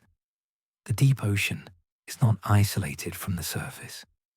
material moves between them, carrying not just nutrients and energy, but also pollutants. Whatever enters the ocean at the surface eventually makes its way down, whether through sinking particles, ocean currents, or the slow mixing of water masses over centuries. Ocean circulation plays a role as well. Thermohaline circulation, the global pattern of deep water currents driven by temperature and salinity differences, transports dissolved substances from surface waters to the deep ocean. Cold, dense water formed at high latitudes sinks and flows along the seafloor, eventually reaching Hadal depths. This water carries dissolved gases, nutrients, and contaminants, including radioactive isotopes. The process is slow, taking centuries for water to complete a full circulation cycle, but it ensures that surface contamination is eventually distributed throughout the ocean, including the deepest trenches. Comparisons between different trenches reveal similar patterns. The Kermadec Trench, the Japan Trench, and the Mariana Trench all show elevated carbon-14 in Hadal organisms, suggesting global transport of bomb fallout rather than localized contamination. The universality underscores the connectivity of the ocean system. Actions taken at the surface, even decades ago, leave traces that persist and propagate through the entire water column. The radioactive traces prove what marine snow already suggested. Nothing that happens at the surface stays at the surface. The deep ocean is downstream from everything. Understanding that connection matters more now than ever because humans are planning to extract resources from the deep, a new frontier that could devastate ecosystems we barely understand. The Mariana Trench may be remote, but it's not safe from exploitation. Scattered across the abyssal plains near the trench and across much of the deep ocean floor are polymetallic nodules. These potato-sized rocks, dark and lumpy, rest on the sediment surface like fields of stones. They form through a chemical process that takes millions of years. Dissolved metals in seawater, including manganese, nickel, cobalt, and rare earth elements, precipitate around a nucleus, often a shark tooth or fragment of shell, slowly building up layers. Growth rates are measured in millimeters per million years. A nodule the size of a fist may have been forming since before the first hominids walked upright. The metals they contain are valuable. Cobalt is used in batteries for electric vehicles and electronics. Nickel is essential for stainless steel and battery production. Rare earth elements are critical for magnets, wind turbines, and countless technological applications. As demand for these materials grows, driven by the transition to renewable energy and expanding electronics markets, terrestrial supplies face pressure. Mining companies and some governments see the deep ocean as the next frontier, a vast, untapped reserve of critical minerals. Exploration licenses have already been granted. The International Seabed Authority, the United Nations body responsible for regulating mining in international waters, has issued contracts for exploration in the Clarion-Clipperton Zone, a region of the Pacific between Hawaii and Mexico, where nodule densities are particularly high. Other licenses cover areas near the Mariana Trench and in the Indian Ocean. Companies from China, Russia, Belgium, and other nations have invested in research vessels, remotely operated vehicles, and pilot mining systems. Full-scale commercial mining hasn't begun, but the technology is advancing and regulatory frameworks are being developed. The proposed method involves deploying remotely operated collectors that crawl across the seafloor, vacuuming up nodules and sediment. The nodules would be transported to the surface via riser pipes, while the sediment, along with any organisms caught in the process, would be expelled as plumes. These plumes could spread across hundreds of square kilometers, smothering benthic communities and suspending fine particles in the water column for extended periods. Recovery from such disturbance in an environment where biological processes operate on timescales of decades or centuries could take millennia. Proponents of deep-sea mining argue that it's necessary to meet global demand for critical minerals without the environmental and social costs of terrestrial mining. Land-based extraction often involves deforestation, habitat destruction, water pollution, and displacement of communities. Deep-sea mining, they suggest, would occur in remote areas with lower biodiversity and no human populations. The economic value is substantial. Estimates place the worth of nodules in the Clarion-Clipperton zone alone in the trillions of dollars, enough to supply global demand for decades. Opponents counter that deep-sea ecosystems are poorly understood and that mining would cause irreversible damage. Simulation studies where small-scale disturbances were created on the abyssal seafloor show that communities do not recover even after decades. Nodule fields host unique organisms found nowhere else, species adapted to the hard substrate the nodules provide in an otherwise muddy environment. Removing the nodules eliminates that habitat. Sediment plumes could smother filter feeders, bury larvae, and disrupt food webs across wide areas. The deep ocean's slow biological rhythms mean that damage accumulates faster than recovery can occur. There is also uncertainty about how far impacts might extend. Sediment plumes could drift with currents, affecting regions beyond the mining site. Noise from machinery could disrupt organisms that rely on sound for communication or navigation. Haddle zones, though deeper than most proposed mining areas, could be affected if plumes descend or if mining operations expand to trench slopes. The connectivity of deep-sea ecosystems means that disturbances in one area can propagate to others through food webs, larval dispersal, or changes in water chemistry. Regulatory debates continue. The International Seabed Authority is developing a mining code, a set of rules intended to minimize environmental harm while allowing resource extraction.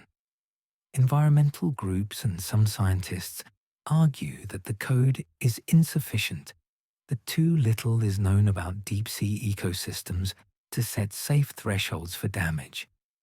They advocate for a moratorium on mining until more research is conducted.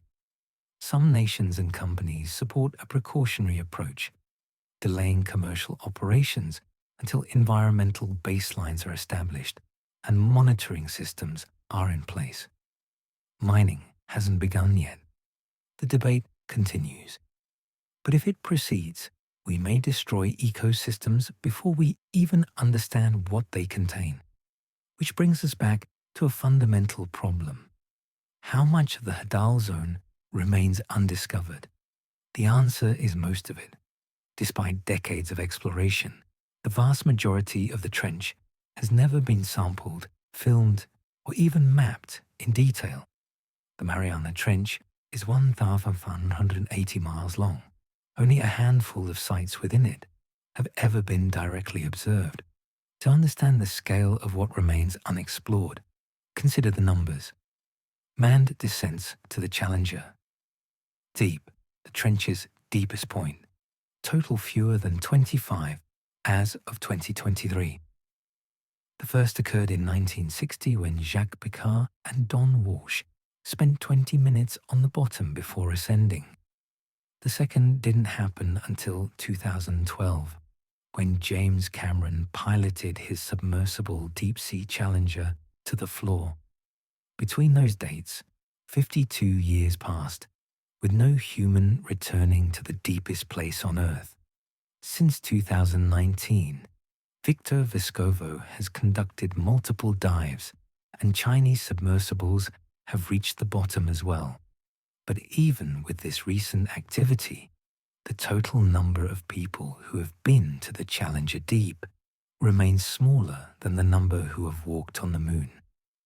Unmanned visits are more frequent, but still limited. Remotely operated vehicles and autonomous landers have been deployed dozens of times, collecting samples, recording video, and taking measurements. Yet these missions concentrate on a few well-studied sites, typically near the Challenger Deep or other accessible points along the trench. The vast stretches between these locations remain unsampled. If you plotted every site where direct observations have been made, the map would show scattered points along a 1,580-mile arc. The gaps between them represent thousands of square kilometers of unexplored seafloor. Mapping the trench presents its own challenges. Multi-beam sonar, the standard tool for seafloor mapping, works by emitting sound waves and measuring the time it takes for them to bounce back. At Hadal depths, the round-trip time stretches to several seconds, and the signal weakens with distance. Resolution suffers. Features smaller than tens of meters can be missed. The steep slopes and complex topography of the trench further complicate interpretation. Some sections have been mapped in detail, but large areas remain covered only by low-resolution surveys that show general contours without fine detail. Technology limits what's possible. Submersibles capable of reaching Hadal depths are rare and expensive. Building a vehicle that can withstand 1,086 bars of pressure while maintaining life support, propulsion, and instrumentation requires engineering at the extreme edge of current capabilities. Only a handful of such vehicles exist worldwide. Remotely operated vehicles face similar constraints. Pressure housings for cameras, lights, and sensors must be precisely machined from titanium or specialized alloys. Batteries must provide power for hours at depths where cold drains energy quickly. Tethers, if used, must be strong enough to support the vehicle's weight, while flexible enough to avoid tangling. Cost is another barrier. A single manned dive to the Challenger Deep can cost hundreds of thousands of dollars when factoring in ship time, crew, equipment, and logistics. Unmanned missions are cheaper, but still require dedicated research vessels, specialized equipment, and expert personnel. Funding for deep ocean research competes with other scientific priorities, and historically, ocean exploration has received a fraction of the budget allocated to space programs. NASA's annual budget exceeds $20 billion. NOAA, the U.S. agency responsible for ocean research, receives roughly $6 billion, most of which goes to weather forecasting and fisheries management, rather than deep-sea exploration. The comparison to space is instructive. More than 500 people have been to space. 12 have walked on the Moon. Mars has been mapped in extraordinary detail by orbiters and rovers. Yet the Mariana Trench, reachable without leaving Earth, remains mostly a mystery. The irony isn't lost on researchers who point out that we know more about the surface of Mars than the floor of our own oceans. What could exist in the unexplored regions?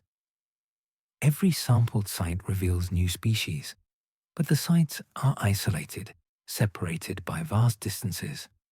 If different sections of the trench harbor different communities, shaped by local conditions like sediment type, proximity to vents, or variations in organic input, then the total diversity could be far higher than current estimates suggest.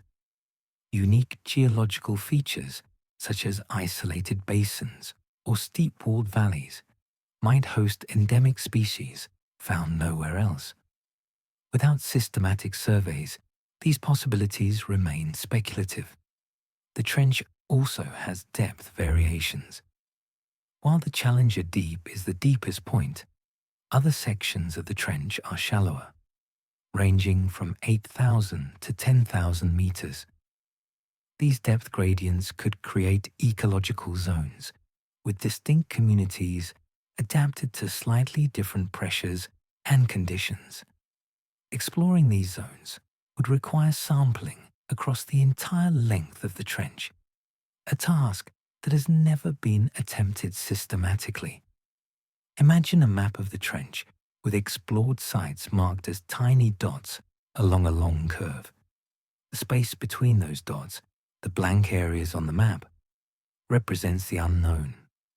Now consider that even at the explored sites, only small patches of sea floor have been observed, often just the area visible to a camera or within reach of a sampling arm. The rest remains untouched, unseen, undocumented, so the trench remains mostly unknown. Every dive is exploration. Every sample contains organisms never before seen, which raises the question, how many species live down there that science has never documented?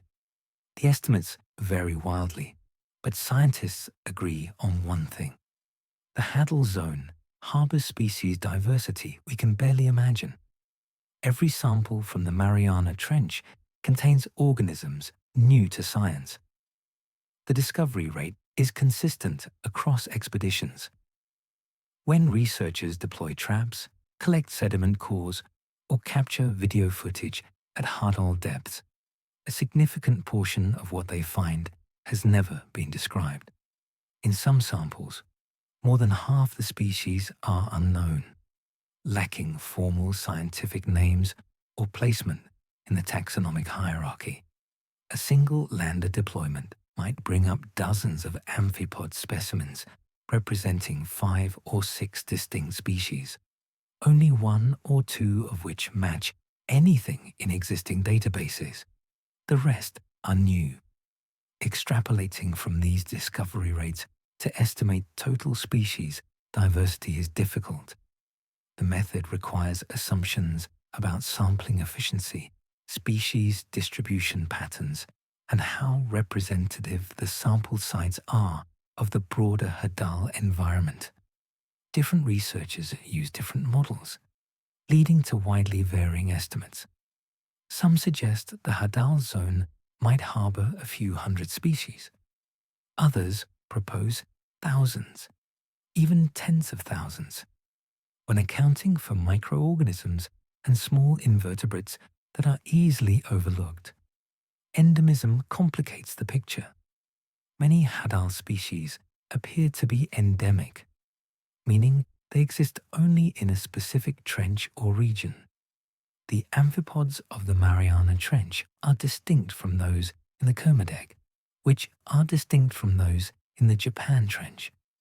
This pattern suggests that each trench acts as an isolated habitat, fostering unique evolutionary lineages. If endemism is the rule rather than the exception, then the total number of Hadal species across all the world's trenches could be far higher than estimates based on single trench sampling. Genetic diversity adds another layer. When researchers analyze DNA from Hadal organisms, they often find genetic variation within what appears to be a single species. This variation can indicate the presence of cryptic species, populations that look identical morphologically, but are reproductively isolated and genetically distinct. Cryptic species are common in the deep sea, where traditional taxonomy relies heavily on physical characteristics that may not reflect true genetic divergence. If many Hadal species are actually clusters of cryptic species, then diversity estimates could be off by an order of magnitude. The taxonomist's backlog is a limiting factor. Describing a new species requires detailed examination, comparison with known species, genetic analysis, and formal publication. The process takes time, often years. There are far more specimens sitting in collections, unexamined or partially analyzed, than there are taxonomists with the expertise to describe them. For Hadal organisms, the challenge is compounded by the specialized knowledge required. Few researchers focus on Hadal taxonomy, and those who do are often overwhelmed by the volume of material coming from expeditions. Microbial diversity is even harder to estimate. Metagenomic surveys of Hadal sediments reveal thousands of distinct genetic sequences, many representing species or strains never before documented. But genetic sequences alone don't constitute formal species descriptions. Without culturing the organisms, studying their physiology, and understanding their ecological roles, they remain entries in a database rather than fully characterized species. The gap between genetic detection and biological understanding is vast. Comparisons to other poorly studied ecosystems offer perspective. Tropical rainforests, often cited as biodiversity hotspots, are thought to contain millions of insect species, most undescribed. Deep-sea habitats, including Hadal zones, may rival rainforests in diversity, though the organisms are smaller and less visible. The difference is that rainforests have been studied for centuries, with thousands of researchers contributing to species inventories. Hadal zones have been sampled sporadically for a few decades by a handful of expeditions. The baseline data simply doesn't exist. Sample sizes matter as well. A typical Hadal expedition might collect a few hundred specimens across multiple species. Compare this to terrestrial surveys, where tens of thousands of individuals might be sampled to assess population structure and diversity. The small sample sizes from Hadal zones mean that rare species, those with low population densities or patchy distributions, are likely missed entirely. Every trawl or trap deployment samples only a tiny fraction of the available habitat. The true number may never be known. Species disappear through extinction faster than we can catalogue them, and some organisms may be so rare, so localized, that we'll never sample them at all. Among the documented species, some display adaptations so extreme they seem to violate biological principles. In 2017, researchers sampling Mariana Trench sediments found something that shouldn't exist: a single cell, 10 centimeters across. The organism was a xenophyophore, a giant protist that challenges basic assumptions about cellular biology. Most cells are microscopic, measured in micrometers. A typical animal cell might be 10 to 30 micrometers in diameter. Red blood cells are about 7 micrometers. Even the largest known bacteria rarely exceed 100 micrometers. The reason for this size limit is straightforward. Cells rely on diffusion to transport nutrients, gases, and waste products between the cytoplasm and the surrounding environment. As a cell grows larger, its volume increases faster than its surface area. Eventually, the surface-to-volume ratio becomes so unfavorable that diffusion cannot supply the cell's interior quickly enough. The cell starves or suffocates, constrained by physics. Xenophyophores ignore this constraint. Specimens from the Mariana Trench and other Hadal zones measure 4 to 10 centimeters or more, visible to the naked eye and sometimes mistaken for sponges or other multicellular organisms. They are, however, single cells. Each xenophyrophore is enclosed within a single membrane, without the compartmentalization that defines multicellular life. How they bypass the diffusion problem has been a subject of study since their discovery in the late 19th century. The answer lies in their structure. Xenophyrophores are extraordinarily thin, often resembling delicate lacework or flattened sheets. This morphology maximizes surface area relative to volume, allowing diffusion to reach most of the cell's interior. Internal branching and folding create channels and passages that further reduce the distance nutrients must travel. The cytoplasm is not a uniform mass, but a network of thin strands and sheets, each in contact with the surrounding environment or internal cavities. They are also multinucleate. Instead of a single nucleus controlling the cell, xenophyrophores contain thousands, sometimes millions, of nuclei distributed throughout the cytoplasm. Each nucleus manages a small region, effectively dividing the labor of cellular maintenance across multiple control centers. This arrangement allows the organism to function as a single cell while avoiding the regulatory challenges that would otherwise arise from extreme size.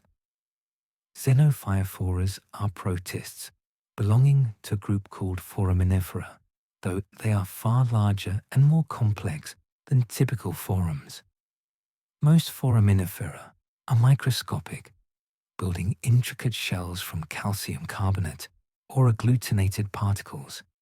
Xenophyrophores build tests as well, using sediment grains, sponge spicules, and other debris glued together with organic cement.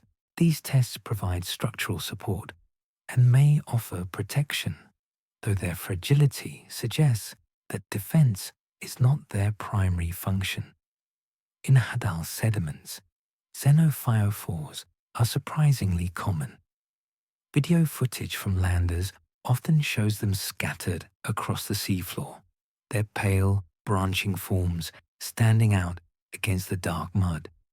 Population densities vary, but in some areas, they can be the most conspicuous large organisms visible. Their abundance suggests they play an important ecological role, though that role is not fully understood. Feeding mechanisms are inferred rather than directly observed. Xenophyrophores likely consume bacteria, organic detritus, and other small particles, trapping them in mucus or engulfing them through phagocytosis. Their large size allows them to process significant quantities of sediment, effectively acting as biological filters that concentrate organic material. Waste products, along with undigested sediment, are excreted, contributing to the sediment structure around them. Their fragility makes study difficult. Xenophyrophores are easily damaged during collection, their delicate cytoplasm rupturing when brought to the surface. Pressure changes, temperature increases, and physical disturbance during retrieval all contribute to specimen degradation. As a result, most of what we know comes from in situ observations via cameras rather than laboratory analysis. Genetic studies are limited by the difficulty of obtaining intact, uncontaminated samples. The connection to other giant cells is worth noting. Some algae, such as Caulerpa, can grow to similar sizes, also using structural adaptations to overcome diffusion limits. But xenophyrophores are heterotrophs, not photosynthetic, and their Hadal habitat imposes pressures that algae never face.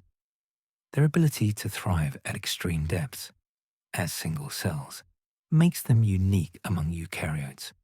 The xenophyrophores show that the rules we learned about cell size have exceptions, and in the Hadal zone, exceptions seem to be the norm.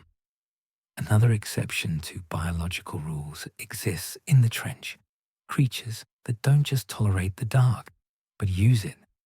At the bottom of the Mariana Trench, the only light is biological.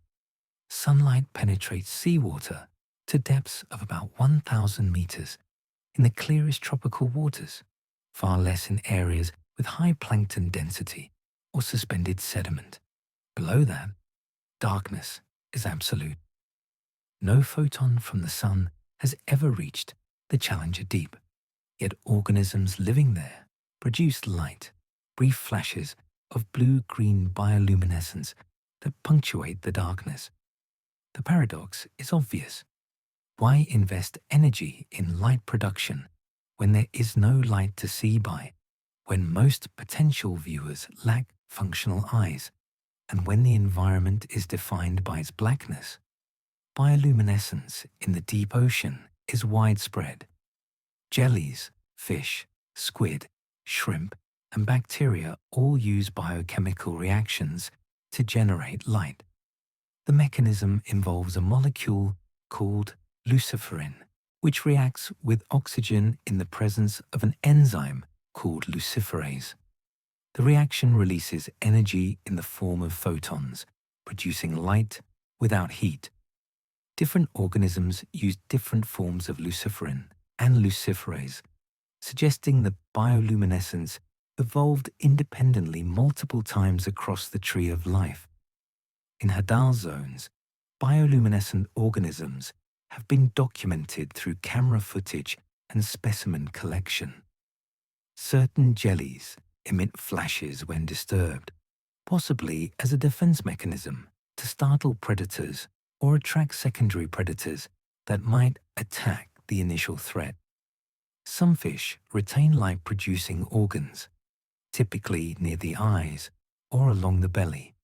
Crustaceans, including certain amphipods, show bioluminescent capabilities, though whether they use them regularly in their natural habitat is unclear.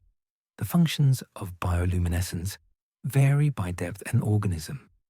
In the mesopelagic zone, the twilight region between 200 and 1,000 meters, bioluminescence serves several well-documented purposes.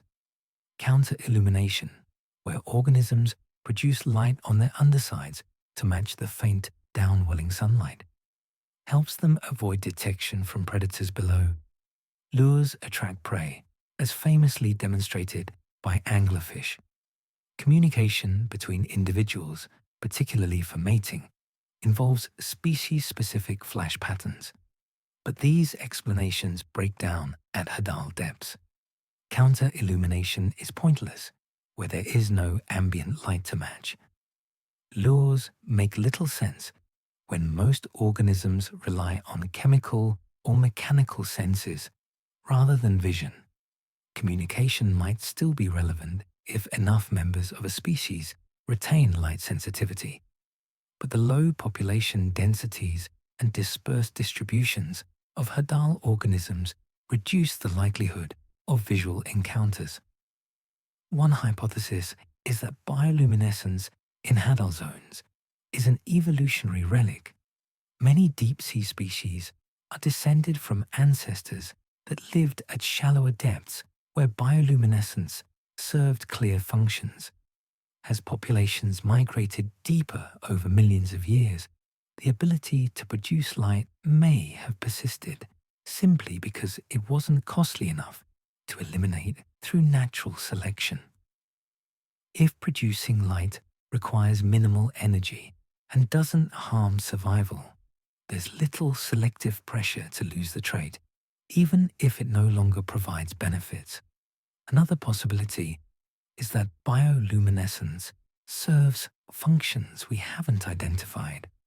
Hadal organisms might use light for communication in ways that don't require visual contact, perhaps releasing bioluminescent bacteria or chemicals that glow when mixed with seawater, creating trails or signals detectable by organisms with residual light sensitivity. Some researchers have proposed that flashes could serve as distress signals, attracting scavengers to the location of a predator-prey interaction, though evidence for this is speculative. Chemical analysis of Hadal bioluminescent systems shows some interesting patterns. The wavelengths produced tend toward blue-green, around 470 to 490 nanometers.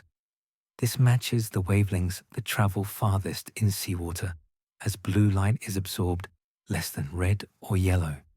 Even in total darkness, organisms that evolved bioluminescence optimized it for the medium, suggesting that the trait was refined under selection pressures related to light transmission, not just randomly retained.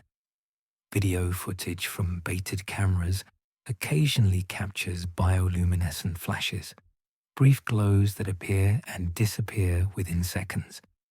Whether these are deliberate displays, stress responses, or accidental activations remains unknown. The cameras themselves may trigger bioluminescence, either through the disturbance they create or through lights used for filming. Distinguishing natural bioluminescent behavior from artifact is difficult when observations are limited and conditions cannot be controlled. Comparisons to shallow water bioluminescence reveal differences in intensity and frequency. Surface organisms often produce sustained glows or rapid, repeated flashes. Hadal bioluminescence, when observed, appears more sporadic, dim, and brief. This could reflect lower energy availability at depth, reduced reliance on visual signals, or simply sampling bias. We see less because we observe less. The bioluminescence persists despite the darkness. Perhaps it's an evolutionary relic from shallower ancestors. Or perhaps these flashes serve purposes we haven't yet imagined. From organisms that create light, we turn to organisms that exist without it entirely, creatures whose sensory world is completely unlike our own. Eyes are useless 7 miles down, and yet Hadal creatures navigate, hunt, and find mates with precision. The loss of vision in deep-sea organisms follows a predictable pattern. Eyes are energetically expensive to build and maintain.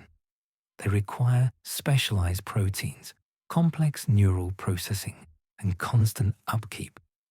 In environments where light is absent, maintaining functional eyes provides no benefit. Natural selection eliminates the unnecessary. Many Hadal fish retain eyes, but they are often reduced, vestigial structures buried beneath skin, or lacking the optical components needed for image formation. Some amphipods have eye stalks, but no functional photoreceptors. The structures remain, but the function has been lost. What replaces vision is a suite of alternative senses that, in total darkness, provide information more useful than sight could ever offer. Mechanoreception, the detection of physical disturbances in water, becomes primary. Water is dense, and movement through it creates pressure waves, currents, and vibrations that propagate outward. Organisms can detect these disturbances from considerable distances, building a spatial map of their surroundings based on water movement rather than light. Fish use lateral line systems, rows of sensory organs running along their flanks. Each organ, called a neuromast, contains hair cells that bend in response to water displacement. When a predator swims nearby, or when prey moves, the resulting currents trigger the hair cells, sending signals to the brain. The system is sensitive enough to detect movements smaller than a millimeter from several body lengths away. Hadal fish have well-developed lateral lines, often more elaborate than their shallow water relatives, suggesting that mechanoreception has been refined through evolution to compensate for lost vision. Amphipods rely on setae, bristle-like structures covering their antennae and body surfaces. These setae act as mechanoreceptors, detecting water currents, substrate vibrations, and contact with objects. When an amphipod extends its antennae forward, it's effectively probing the environment, sensing obstacles, currents, and other organisms. The density and distribution of setae vary by species, reflecting different ecological niches and sensory needs. Chemoreception, the detection of dissolved chemicals, is equally important. All organisms release chemical signals, whether through metabolic byproducts, pheromones, or decomposition. Hadal scavengers use chemoreception to locate food, following chemical gradients from sources kilometers away. Amphipods have chemoreceptors on their antennae that detect specific compounds associated with carrion, such as amino acids released during tissue breakdown. The receptors are extraordinarily sensitive, capable of detecting concentrations in the parts per billion range. The behavioral evidence supports this. Baited traps deployed at Hadal depths attract amphipods within hours, sometimes from distances exceeding several kilometers. The only way they could locate the bait is through chemoreception, following the diffusing plume of chemicals upstream to the source. Laboratory studies on shallow water amphipods show they can distinguish between different types of food based on chemical cues alone, and Hadal species likely possess similar or enhanced capabilities. Some Hadal organisms may use electroreception, the detection of electric fields generated by muscle contractions and neural activity. While electroreception is well documented in sharks and rays, evidence for it in deep-sea invertebrates is limited. However, the extreme sensitivity required to detect faint bioelectric signals in the Hadal environment suggests that if any organisms have evolved electroreception, they would be found in places like the Mariana Trench, where other sensory modalities are already pushed to their limits. The neural processing required for these senses is substantial. Hadal fish often have enlarged brain regions associated with processing mechanoreceptive and chemoreceptive input. The olfactory bulbs, which handle chemical sensing, can be disproportionately large relative to body size. This reallocation of neural resources from visual processing to other senses reflects the sensory landscape of the deep, where detecting subtle gradients and vibrations matters more than forming images. Without eyes, these creatures perceive a world richer than we can imagine, one of chemical trails, pressure waves, and electrical fields, a world where darkness doesn't limit awareness. That sensory world includes detecting one of the Hadal zone's most important features, the constant rain of material from above, which some organisms intercept mid-descent. Drop a dead fish into the Challenger Deep, and within hours, it's swarming with life. Baited lander experiments have documented this response repeatedly. A lander is a simple device, a frame equipped with cameras, lights, and bait, typically a whole fish or chunk of meat secured to a platform. The lander free falls to the seafloor, its descent slowed by drag. Once it settles, cameras begin recording, capturing whatever arrives to feed. After a predetermined period, ballast weights are released and the lander ascends to the surface, bringing video footage and sometimes trapped specimens back with it. The timeline is consistent. Within 2 to 4 hours of deployment, the first amphipods appear at the bait. They approach cautiously, antennae probing, testing the carcass before committing to feed. More individuals arrive over the following hours. By 6 to 8 hours, dozens are present. By 12 hours, hundreds. In some deployments, thousands of amphipods converge on a single piece of bait, creating a roiling mass of bodies that obscures the carcass entirely. The detection range is extraordinary. Amphipods arriving within hours must have detected the bait from distances of several kilometers, possibly farther. The mechanism is chemoreception, as discussed earlier, but the speed of response reveals something about their search strategies. They are not wandering randomly, hoping to stumble onto food. They are actively sampling the water for chemical gradients, orienting toward increasing concentrations and moving purposefully toward the source. Laboratory experiments with shallow water amphipods show they can track odor plumes with remarkable precision, zigzagging upwind to stay within the scent corridor. Hadal species likely employ similar tactics. A feeding hierarchy emerges in time-lapse footage. The first amphipods to arrive tend to be larger individuals, possibly more mobile or better at detecting faint chemical signals. They feed aggressively, tearing at the flesh with mandibles. Smaller amphipods arrive later, often waiting at the periphery until space becomes available. Fish sometimes appear as well, though less frequently. Hadal snailfish have been recorded at baited cameras, feeding alongside amphipods or scavenging scraps after the main swarm disperses. The consumption rate is striking. A fish carcass weighing several hundred grams can be reduced to bones and fragments within 12 to 24 hours. Time-lapse footage shows the process accelerating as more scavengers arrive. The feeding is efficient.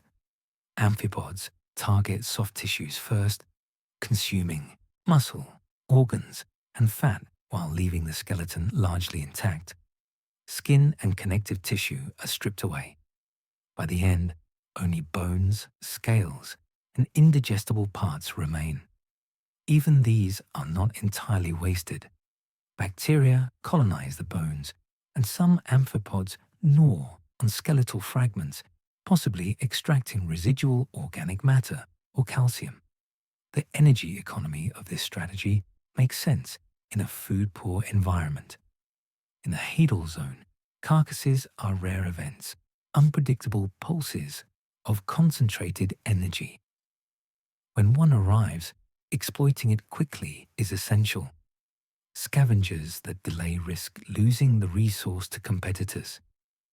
Fast consumption also minimizes the time the carcass spends on the seafloor, where it could be buried by sediment or degraded by bacteria to the point of uselessness.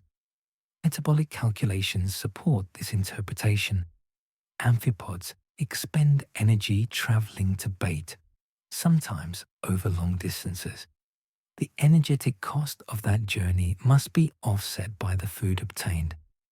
For the strategy to work, the amphipods need to consume enough to not only replenish what they spent reaching the bait, but also to build reserves for the next period of scarcity.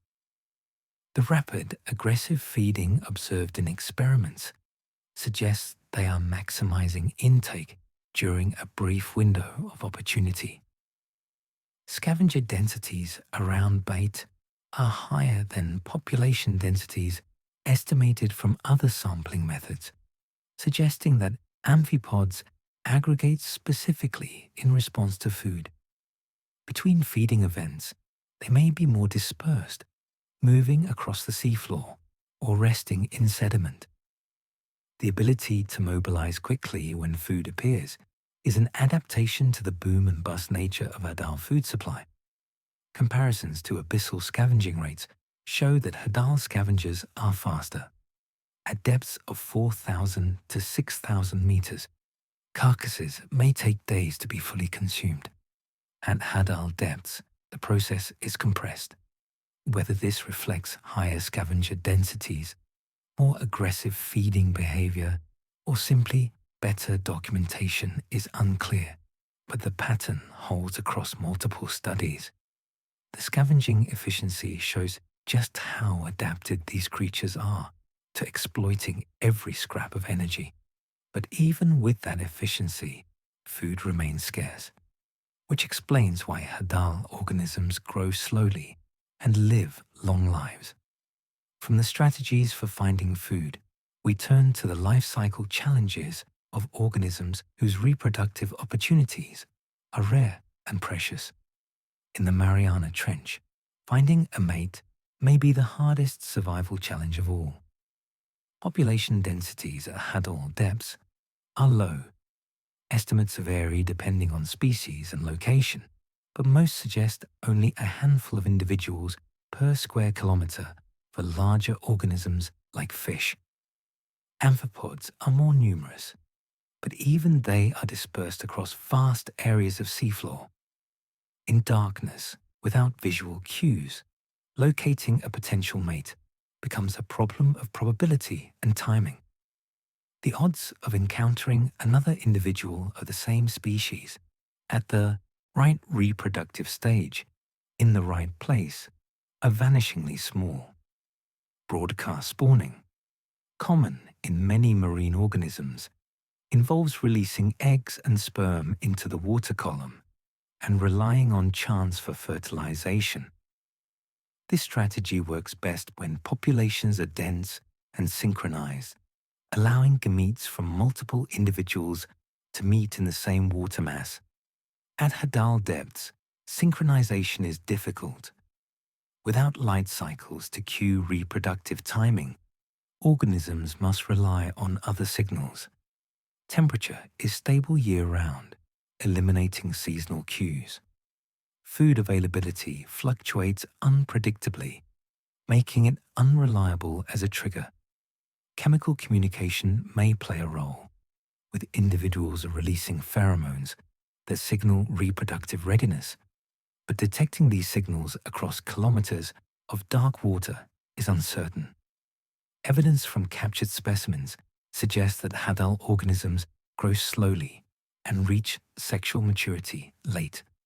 Age determination in deep-sea species is challenging, but methods like growth, ring analysis in hard structures, or radioisotope dating of tissues provide estimates.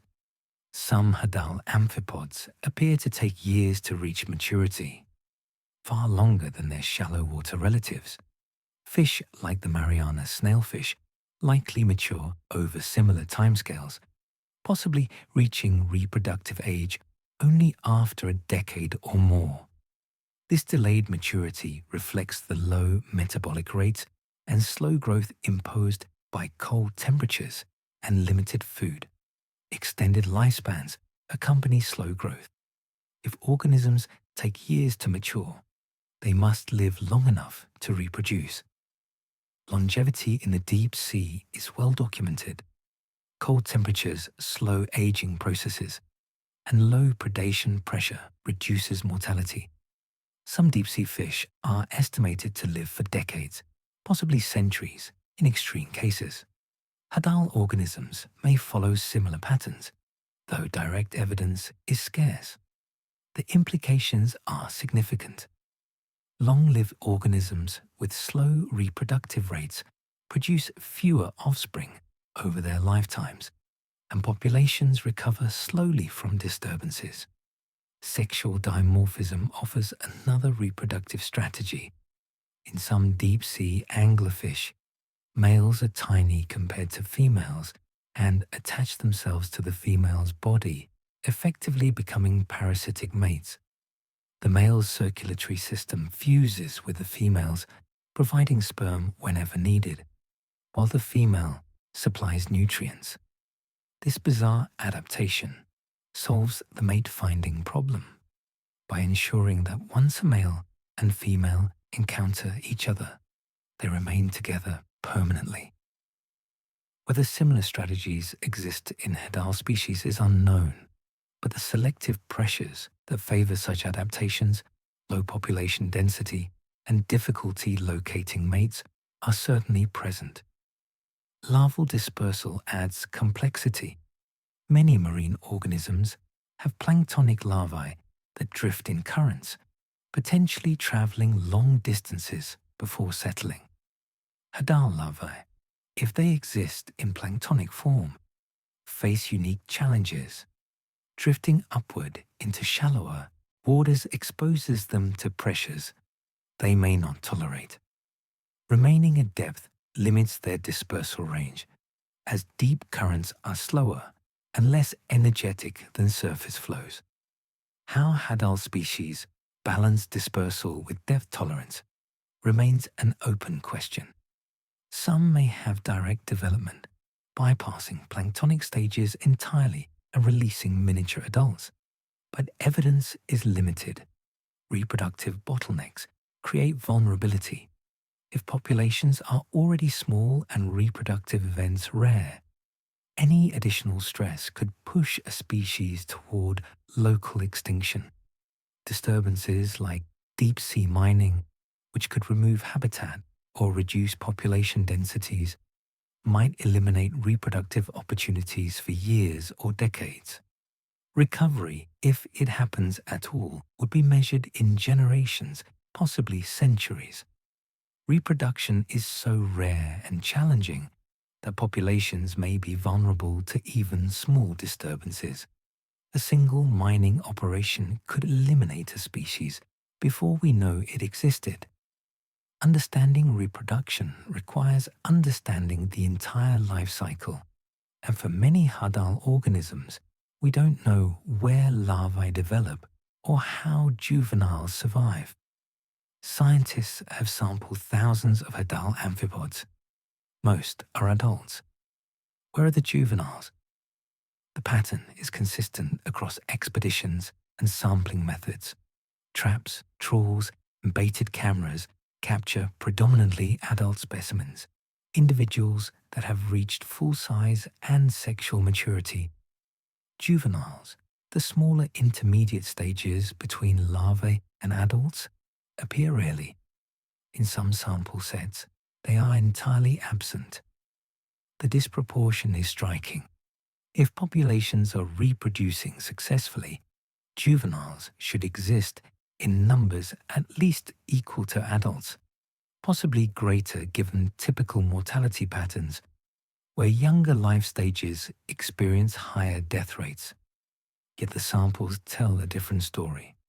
Several hypotheses attempt to explain the gap.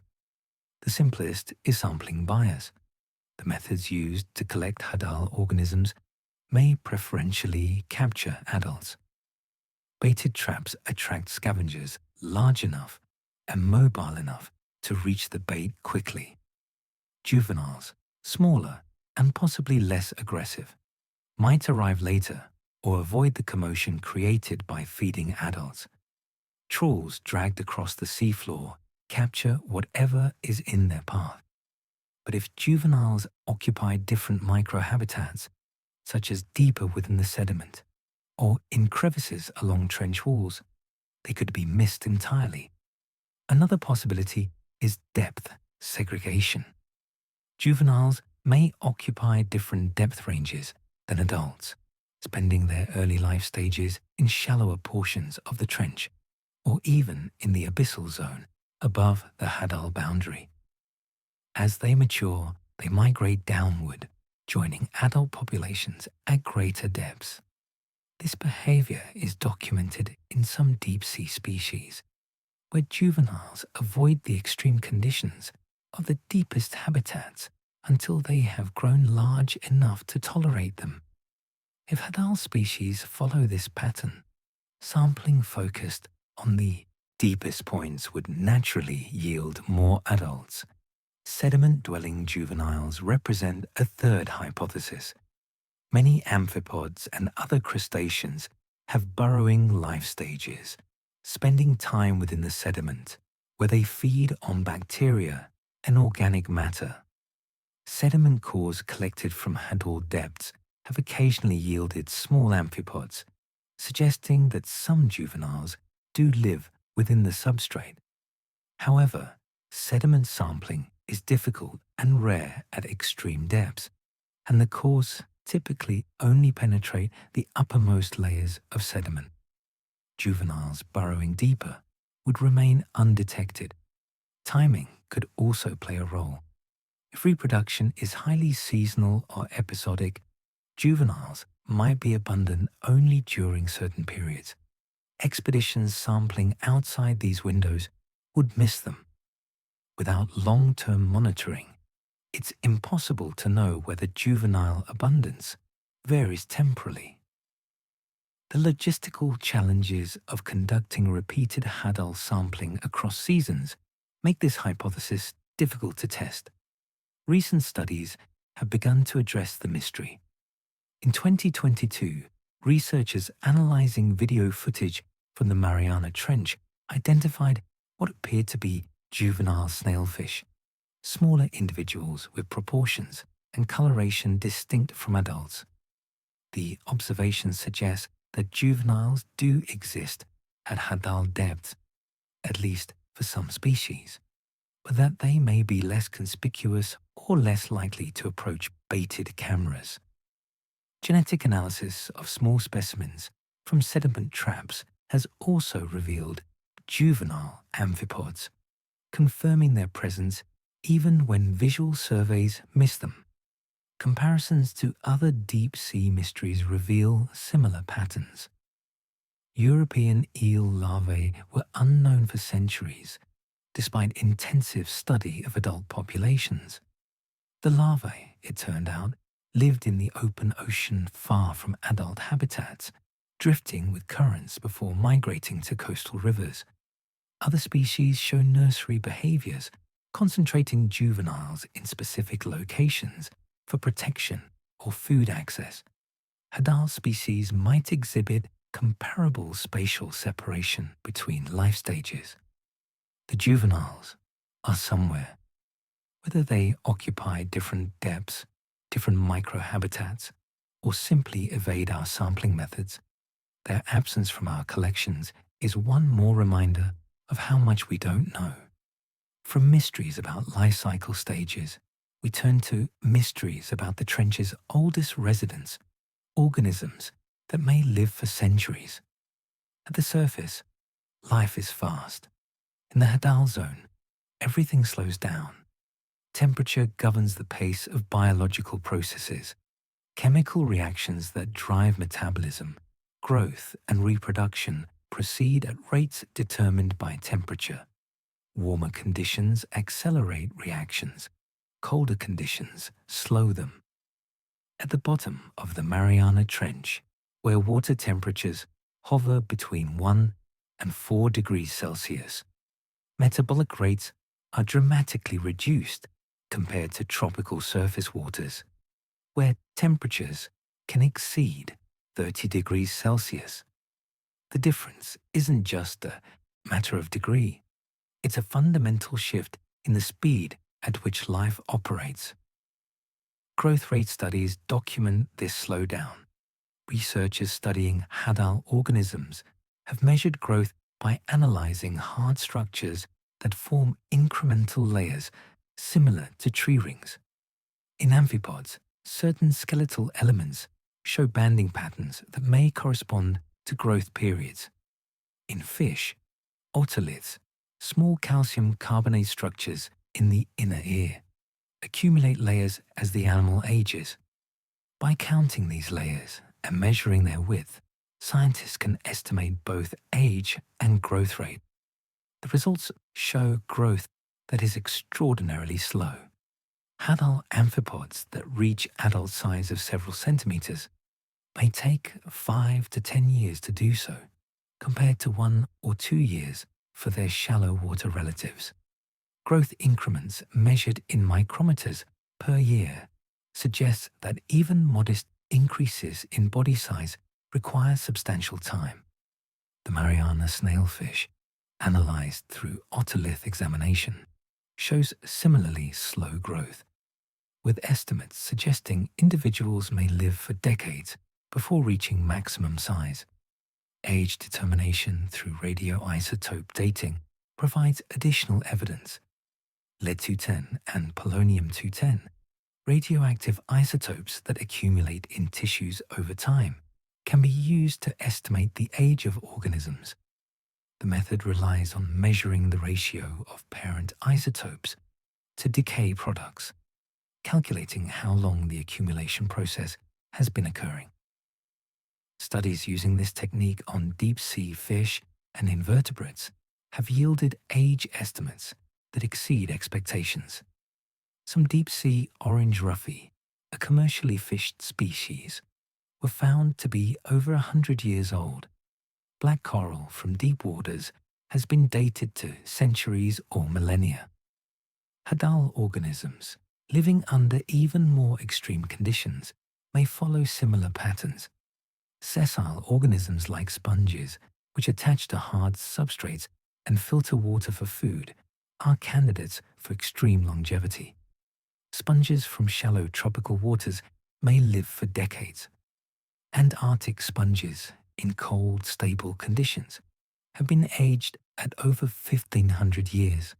Hadal sponges, if they exist in similar conditions of stability and cold, could persist for centuries, growing at rates so slow they are barely perceptible. The implications extend beyond individual lifespans.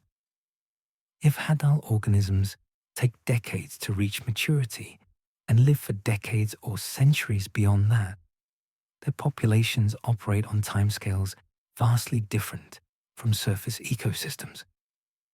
A Hadal community established on a patch of seafloor might persist for centuries, with individuals born during the same cohort still present generations later. Turnover would be slow. Colonization of new habitat would take centuries. Recovery from disturbance would be measured in similar timescales. Metabolic rate measurements support the longevity hypothesis.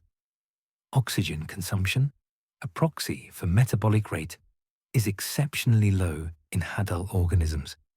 Fish and amphipods from the trench consume oxygen at rates far below those of related species from warmer or shallower waters. This reduced metabolism conserves energy, allowing organisms to survive on minimal food intake, but it also slows all biological processes, including aging. Theories of aging often link metabolic rate to lifespan. Organisms with faster metabolisms tend to age more quickly. Hadal organisms, with their slow metabolisms, may age correspondingly slowly. Comparisons across depths reveal a gradient. Shallow water species tend to be short-lived and fast-growing. Abyssal species show intermediate lifespans and growth rates. Hadal species appear to represent the extreme end of this continuum, with the slowest growth and potentially the longest lifespans. The pattern aligns with metabolic theory and provides a predictive framework, though direct evidence remains limited due to the difficulty of long-term studies at extreme depths. If Hadal organisms live for centuries, then populations may take equally long to recover from disturbance. Every sample, every experiment, every future mining operation could affect organisms born before written history began. Understanding these long lifespans matters because humans are now visiting the trench with increasing frequency, and each visit leaves a trace. Only 27 people have reached the deepest point on Earth. More have walked on the Moon. The disparity reveals priorities as much as capabilities. 12 astronauts walked on the lunar surface between 1969 and 1972, a period of just 3 years. In the 6 decades since 1960, when the first humans descended to the Challenger Deep, fewer than 30 have followed. The Moon is 240,000 miles away. The Challenger Deep is 7 miles down, yet reaching it remains rare, a feat accomplished by a handful of individuals using vehicles that push engineering to its limits. First descent occurred on January 23, 1960. Jacques Piccard, a Swiss oceanographer, and Don Walsh, a US Navy lieutenant, piloted the bathyscaphe Trieste to a depth of 10,911 meters. The Trieste was a marvel of mid-century engineering, a steel sphere suspended beneath a massive float tank filled with gasoline for buoyancy. The sphere, just over 2 meters in diameter, was the only part designed to withstand pressure at depth. Piccard and Walsh sat inside, monitoring instruments as the bathyscaphe descended at a rate of about 1 meter per second. The journey down took nearly 5 hours. At the bottom, they spent 20 minutes observing through a small porthole before releasing iron ballast to begin the ascent. Their observations were limited. The descent stirred up sediment, clouding visibility. Through the murk, Piccard reported seeing what he described as a flatfish and possibly shrimp, organisms that suggested life could exist even at such extremes. The sighting was later questioned, as subsequent visits found no fish at comparable depths, but the claim stood as evidence that the deep was not barren. More importantly, the dive proved that humans could reach the deepest ocean and return safely. Then came silence. For 52 years, no one returned. The Trieste was retired. Other nations developed deep-sea submersibles, but none capable of Hadal depths. The Soviet Union, France, Japan, and the United States built vehicles for abyssal exploration, typically limited to 6,000 meters. The technology for deeper dives existed, but funding and interest waned. Space exploration captured public imagination and government budgets. The ocean, despite being closer, received less attention. James Cameron broke the hiatus in 2012. The filmmaker, known for Titanic and Avatar, funded the development of Deep Sea Challenger, a single-pilot submersible designed specifically to reach the Challenger deep. The vehicle was narrow and vertical, shaped like a torpedo to minimize drag and maximize descent speed. On March 26, 2012, Cameron piloted the submersible to 10,909 meters, spending 3 hours on the seafloor collecting samples and recording high-definition video. The footage revealed amphipods, sea cucumbers, and microbial mats, confirming that the Hadal zone supported diverse life. Cameron's dive reignited interest in deep ocean exploration, demonstrating that private funding and modern technology could accomplish what government programs had not attempted in half a century. The pace accelerated after 2012. Victor Vescovo, a retired naval officer and private equity investor, commissioned the DSV limiting factor, a 2-person submersible built by Triton Submarines. The vehicle was designed for repeated dives, certified to withstand pressures at full ocean depth.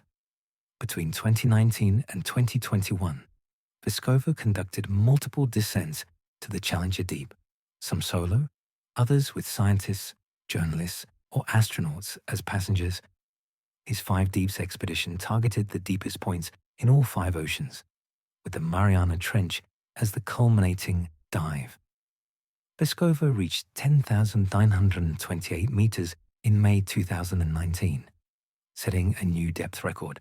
He returned multiple times, collecting samples, deploying instruments, and documenting species.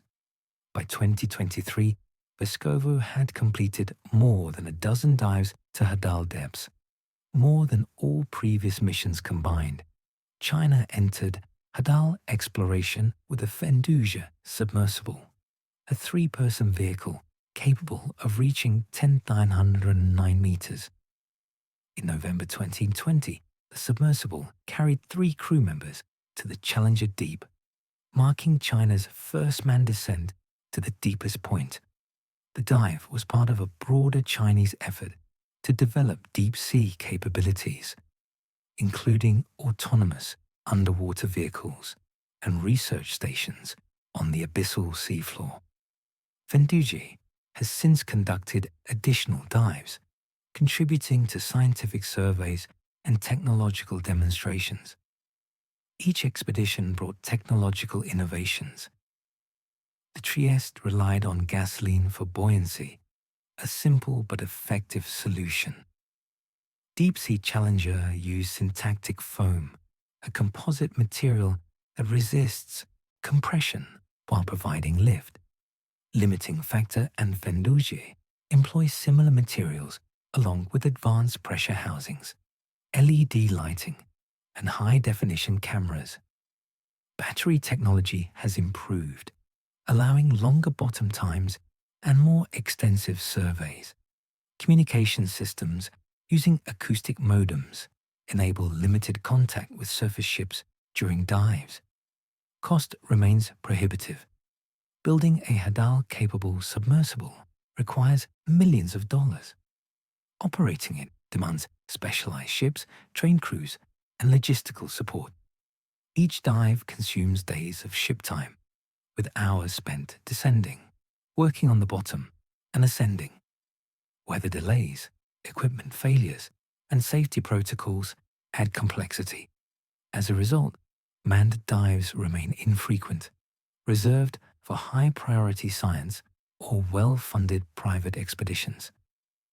The descents prove we can reach the deepest ocean, but visiting and understanding are different things. Each dive adds data points, but the trench as a whole remains unmapped, unsampled, unknown. From manned exploration, we turn to the unmanned vehicles that have ventured into even deeper, narrower parts of the trench, places where humans cannot go. Most Hadal exploration happens without humans present. Remotely operated vehicles and autonomous landers conduct the bulk of deep ocean research, deploying instruments, collecting samples, and recording data in conditions too extreme or prolonged for manned missions. These machines extend our reach beyond the limits of human endurance, operating for hours or days at depths where no submersible could linger. They represent the workhorses of Hadal science, less celebrated than manned dives, but far more numerous and, in many ways, more productive. ROVs come in different classes, each suited to specific depths and tasks.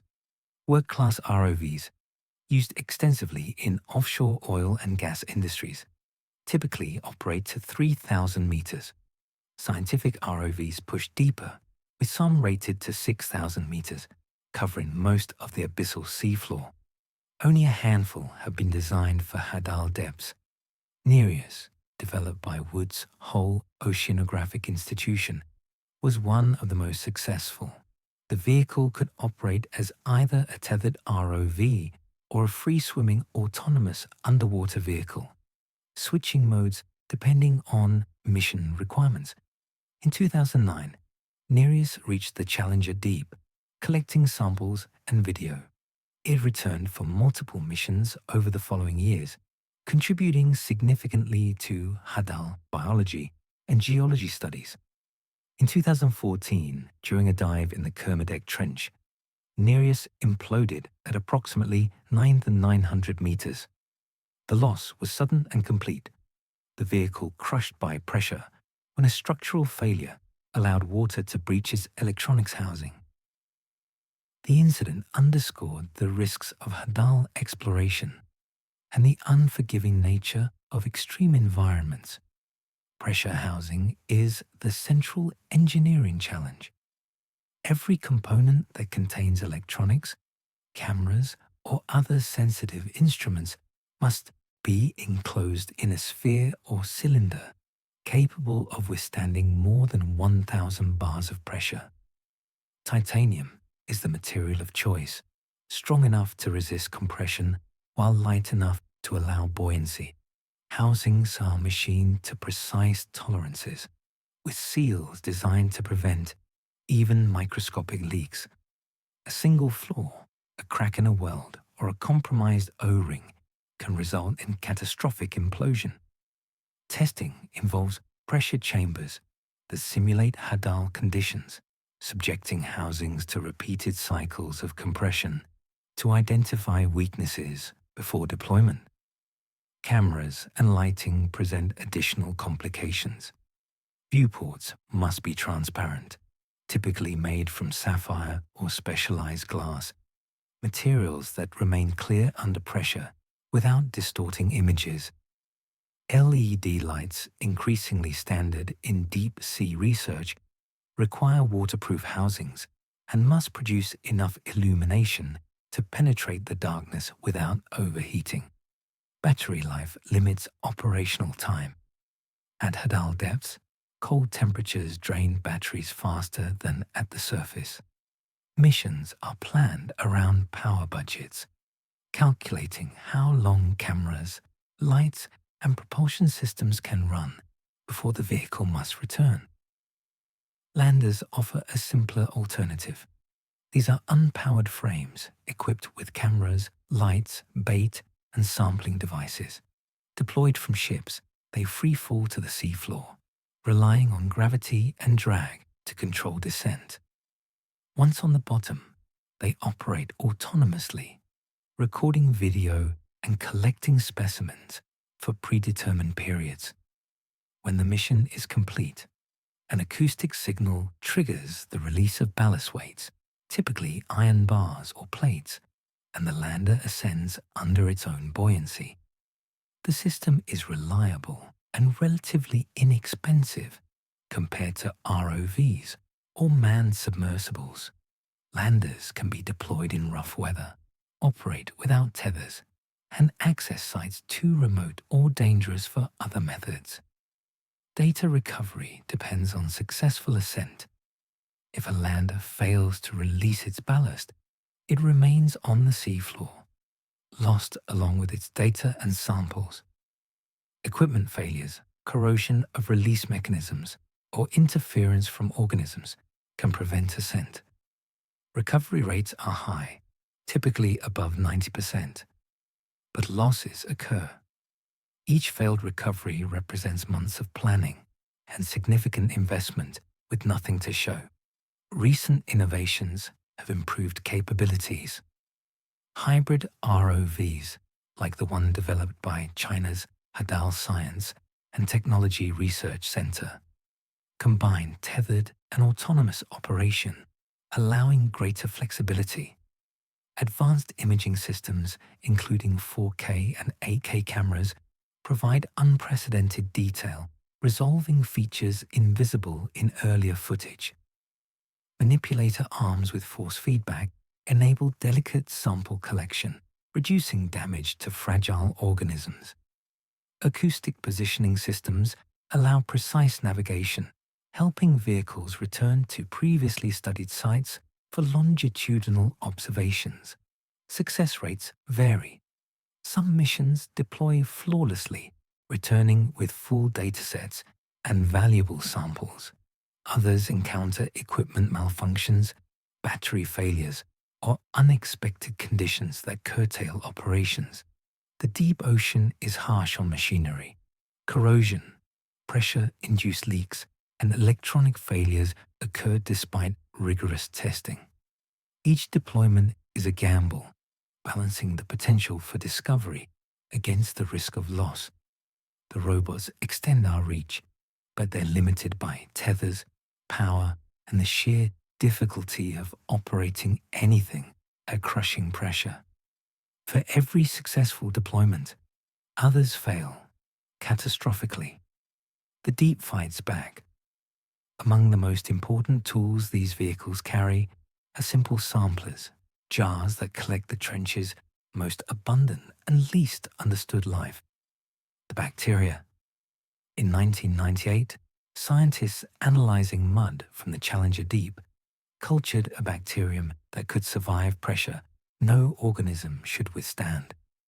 The species, later named Moritella yayanosi, was not just pressure tolerant. It was piezophilic, meaning it required high pressure to grow. When researchers attempted to culture it at atmospheric pressure, it failed to reproduce. Only when returned to conditions mimicking Hadal depths with pressures exceeding 700 bars did the bacteria thrive. This was the first clear demonstration that some organisms don't merely endure extreme pressure. They depend on it. Piezophiles challenge assumptions about life's environmental limits. Most bacteria function best at atmospheric pressure or slight variations above it. Their cellular machinery, from enzyme catalysis to membrane transport, evolved under those conditions. Moritella yayanosii and related species represent a different evolutionary trajectory, one where selection favored adaptations to crushing force rather than its absence. The implications extend beyond academic interest. Understanding how these organisms function could inform biotechnology, medicine, and our search for life in extreme environments elsewhere in the solar system.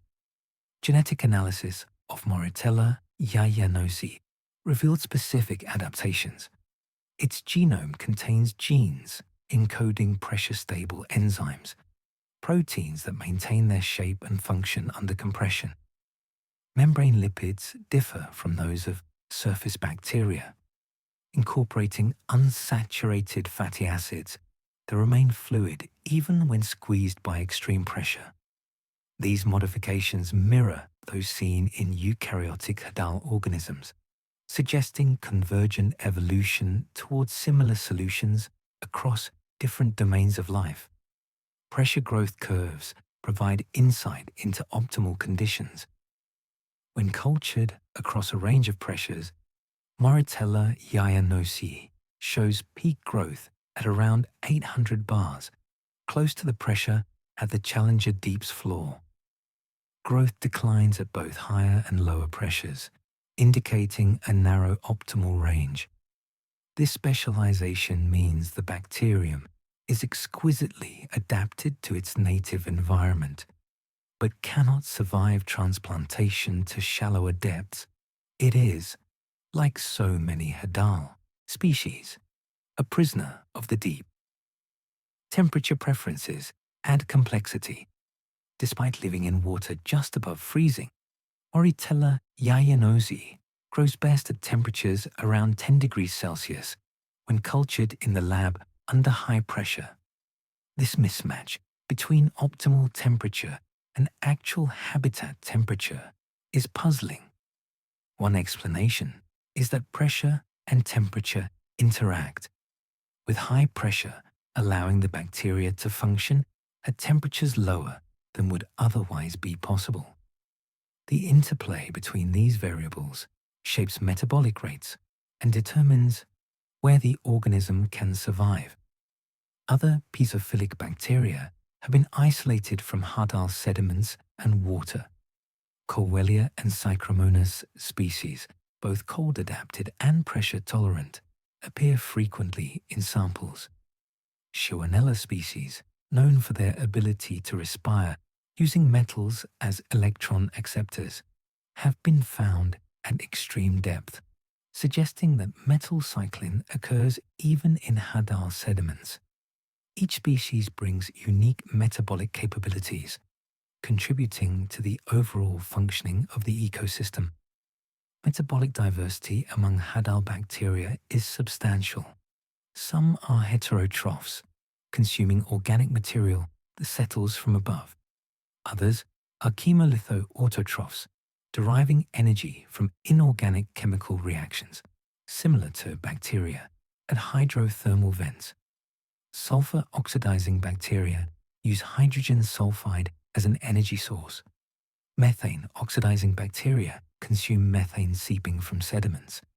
Denitrifying bacteria convert nitrate to nitrogen gas, playing a role in the nitrogen cycle. This metabolic versatility ensures that multiple pathways exist for processing nutrients, making the microbial community resilient to fluctuations in resource availability. Biotechnology applications have drawn interest. Enzymes from piezophilic bacteria, stable under extreme pressure, could be useful in industrial processes that involve high-pressure conditions, such as deep-sea oil drilling, high-pressure homogenization in food processing, or even pharmaceutical synthesis. Pressure-stable DNA polymerases, enzymes that replicate DNA, might improve molecular biology techniques that require robust enzymes. Research in this area is ongoing, with some enzymes from Hadal bacteria already patented for specific applications. Comparisons to other extremophiles reveal both similarities and differences. Thermophiles, bacteria that thrive at high temperatures, share the need for stable proteins and specialized membranes. Halophiles, adapted to high salt concentrations, face osmotic challenges analogous to the mechanical stress piezophiles endure.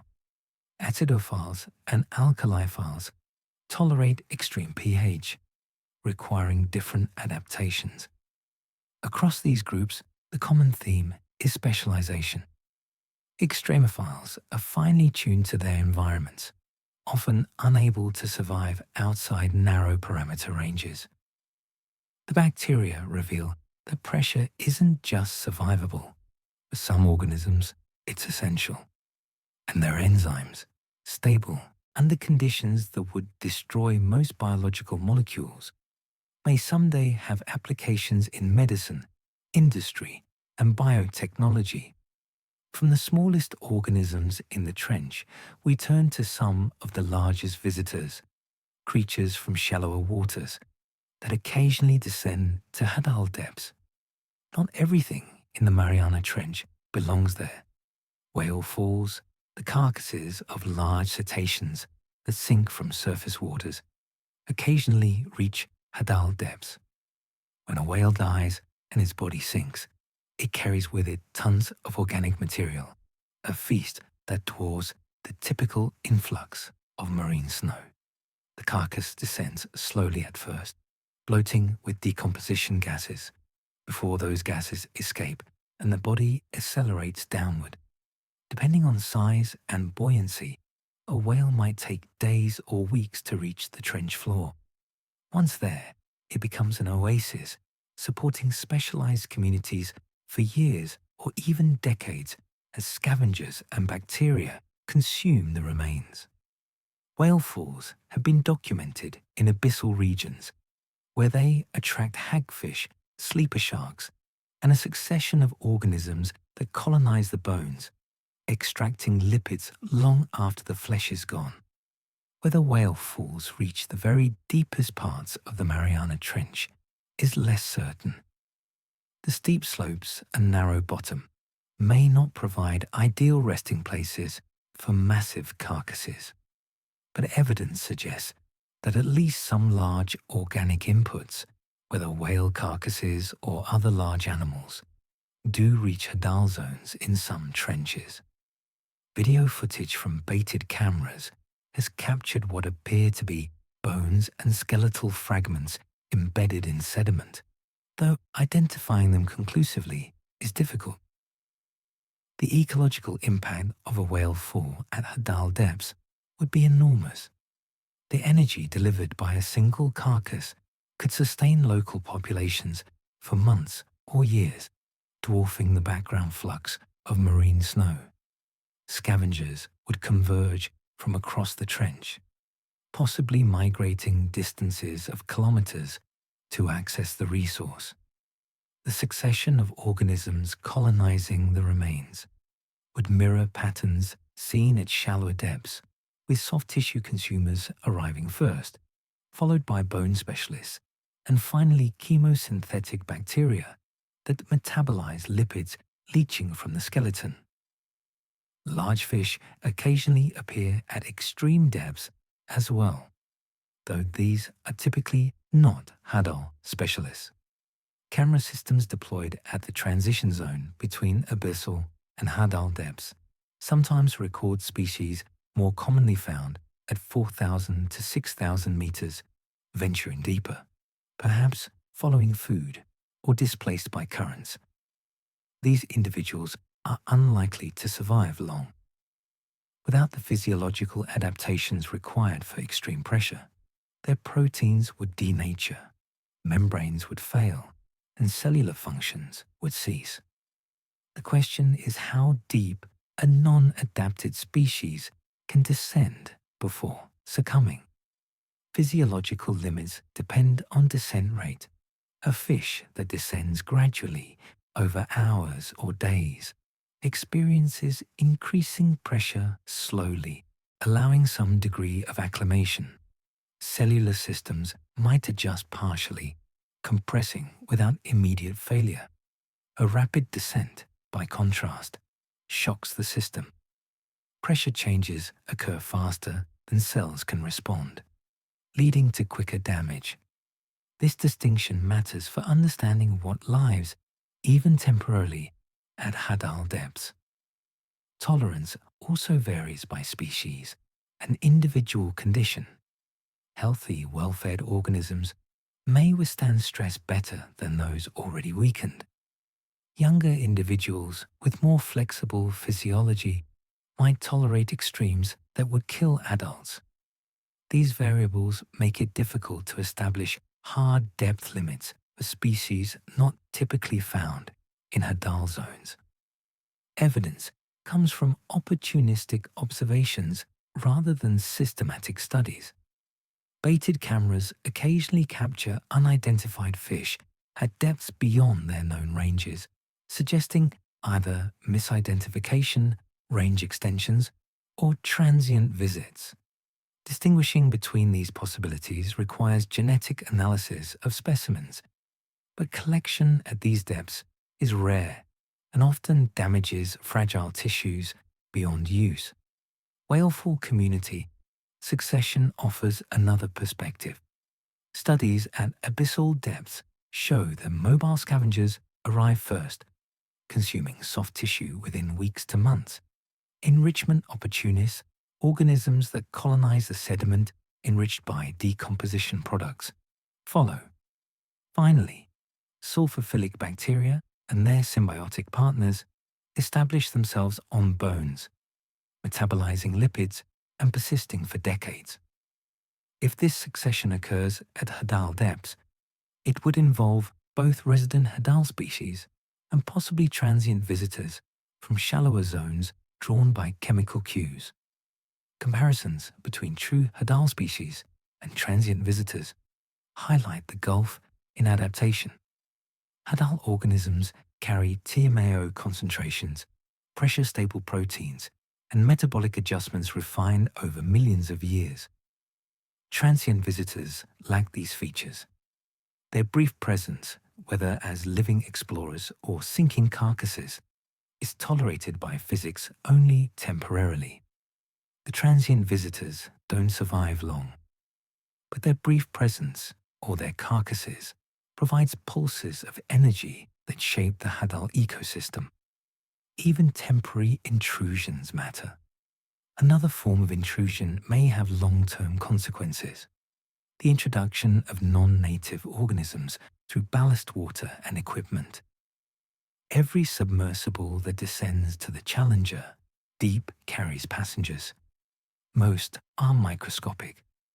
Equipment surfaces, ballast tanks, manipulator arms, and sampling containers all provide substrate for bacteria, archaea, and other microorganisms. Despite sterilization protocols, eliminating every microbe is nearly impossible. Biofilms, communities of bacteria encased in protective matrices, can survive harsh disinfection. They colonize crevices, seals, and internal surfaces where chemical sterilants cannot penetrate. When a submersible or lander descends from the surface, it transports these hitchhikers downward, potentially introducing non-native species to isolated Hadal ecosystems. Sterilization is difficult even under ideal conditions. Medical instruments require autoclaving at high temperature and pressure to achieve sterility. Deep-sea equipment, with its complex electronics, pressure housings, and moving parts, cannot be autoclaved without damage. Alternatives include chemical disinfection with bleach, ethanol, or other agents, UV irradiation, and thorough rinsing. But each method has limitations. Chemicals may not reach all surfaces.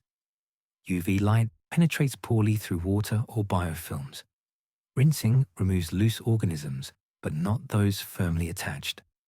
Ballast water presents another pathway. Submersibles and landers use tanks to adjust buoyancy, filling them with seawater at the surface before descent.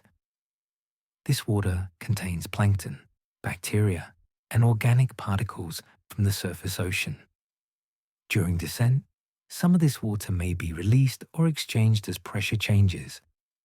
At the bottom, if tanks are vented or if seals leak, surface water mixes with Hadal water, introducing foreign microbes directly into the environment. Evidence from other deep-sea environments shows that microbial transfer can occur. In the Arctic and Antarctic, researchers have documented non-native bacteria in sediment cores collected near research stations, suggesting contamination from drilling equipment or sampling devices. Hydrothermal vent communities, once thought isolated, have been found to harbor genetic markers indicating connectivity with surface populations, possibly through anthropogenic vectors. While these examples don't prove contamination has occurred in Hadal zones, they demonstrate that the pathways exist. Hadal ecosystems may be particularly vulnerable. Isolation has allowed unique communities to evolve without exposure to competitors or pathogens from shallower waters. Introducing even a small number of surface bacteria could disrupt these communities if the newcomers outcompete natives for resources or introduce novel metabolic pathways that alter nutrient cycling. The slow pace of Hadal biology means that impacts might not be immediately visible, but could accumulate over decades or centuries. Some researchers argue the risk is overstated. Surface microbes adapted to atmospheric pressure, warm temperatures, and higher nutrient availability would struggle to survive Hadal conditions. Most would die quickly, unable to function under crushing pressure or nutrient scarcity. Only a tiny fraction, if any, might possess the genetic flexibility to adapt. Given the scale of the ocean and the vastness of Hadal zones, a few introduced microbes might disperse and dilute to insignificance before establishing populations. Others counter that even low-probability introductions matter when repeated over many expeditions. Each dive, each lander deployment, each sample collection represents another opportunity for transfer. Over time, cumulative introductions could reach levels where establishment becomes likely.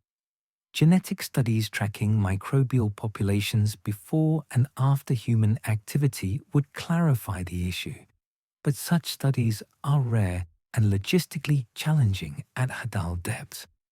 Protocols exist but are not standardized. Some research programs require thorough cleaning of equipment between deployments. Others rely on seawater rinsing alone.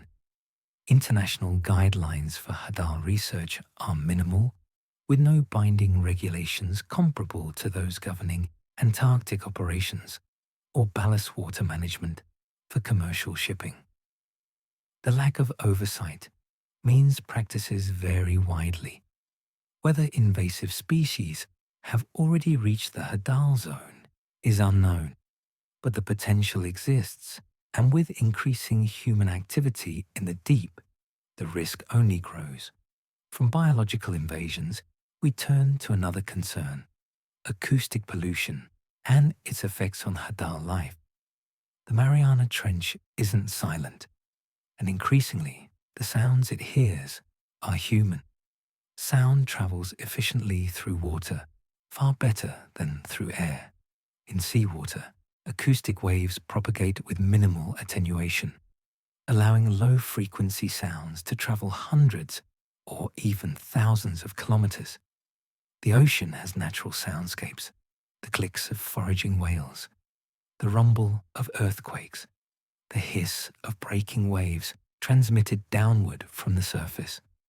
But over the past century, a new layer of noise has been added. Shipping traffic, seismic surveys, military sonar, and industrial activity generate sounds that penetrate deep into the ocean, reaching even Hadal zones. The mechanism is straightforward.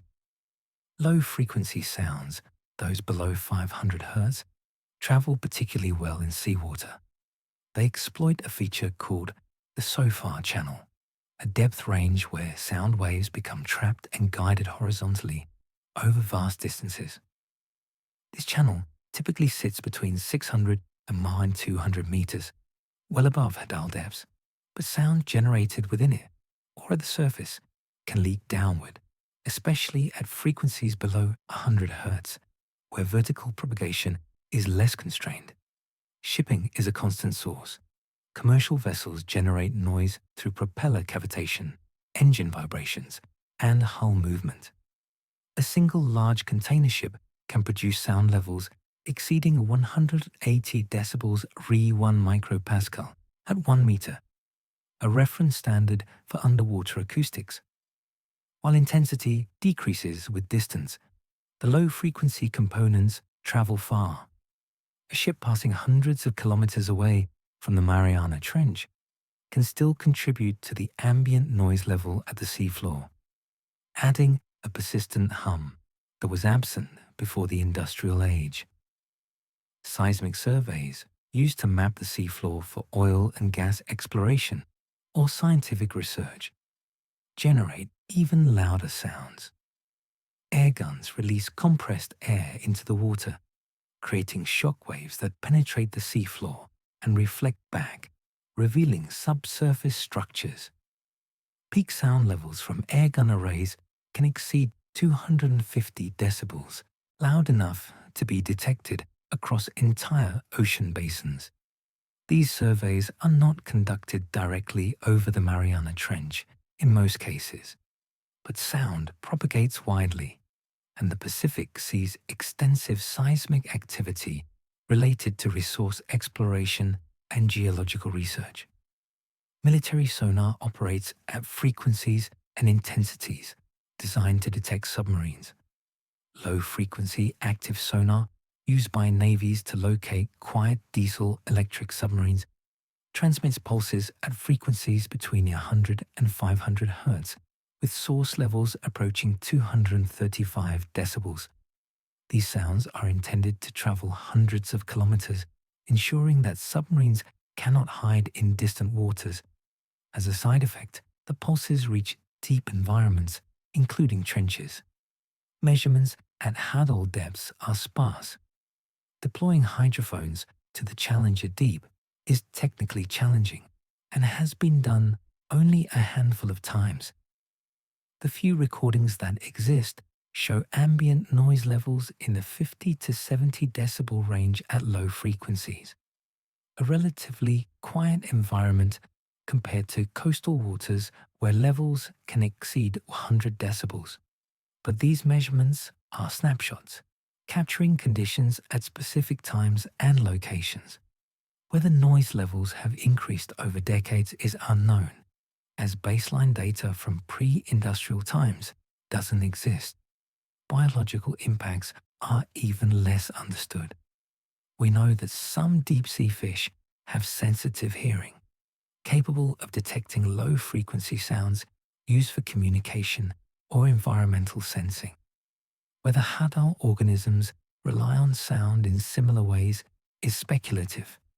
With vision absent and mechanoreception dominant, sound might play a role in detecting distant disturbances or locating conspecifics.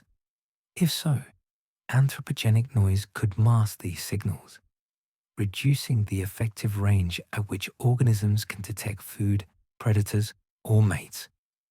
Studies on midwater and abyssal species show behavioral changes in response to noise. Fish alter swimming patterns, avoid noisy areas, or show signs of stress. Invertebrates display disrupted feeding and reproductive behaviors. Extrapolating these findings to hadal species is uncertain. The organisms and acoustic environment differ, but the potential for impact exists. Frequency ranges matter. Anthropogenic noise concentrates at low frequencies, below 1000 Hz. If hadal organisms communicate or sense their environment using these same frequencies, overlap would create masking, where human-generated sounds drown out natural signals. If they use higher frequencies, the impact might be less direct. But without recordings of hadal biological sounds or studies of auditory capabilities, this remains conjecture. The noise reaches the hadal zone. Whether it matters to organisms, there is unknown. But given how much deep-sea life depends on sound for communication and hunting, silence may be as important as darkness.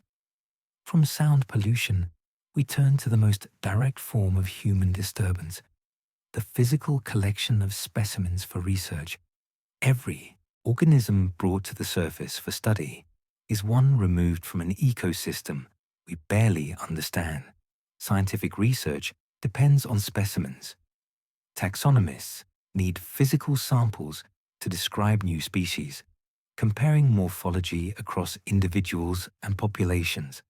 Geneticists require tissue for DNA extraction and sequencing. Physiologists must study living or freshly preserved organisms to understand how cells, proteins, and metabolic pathways function under pressure.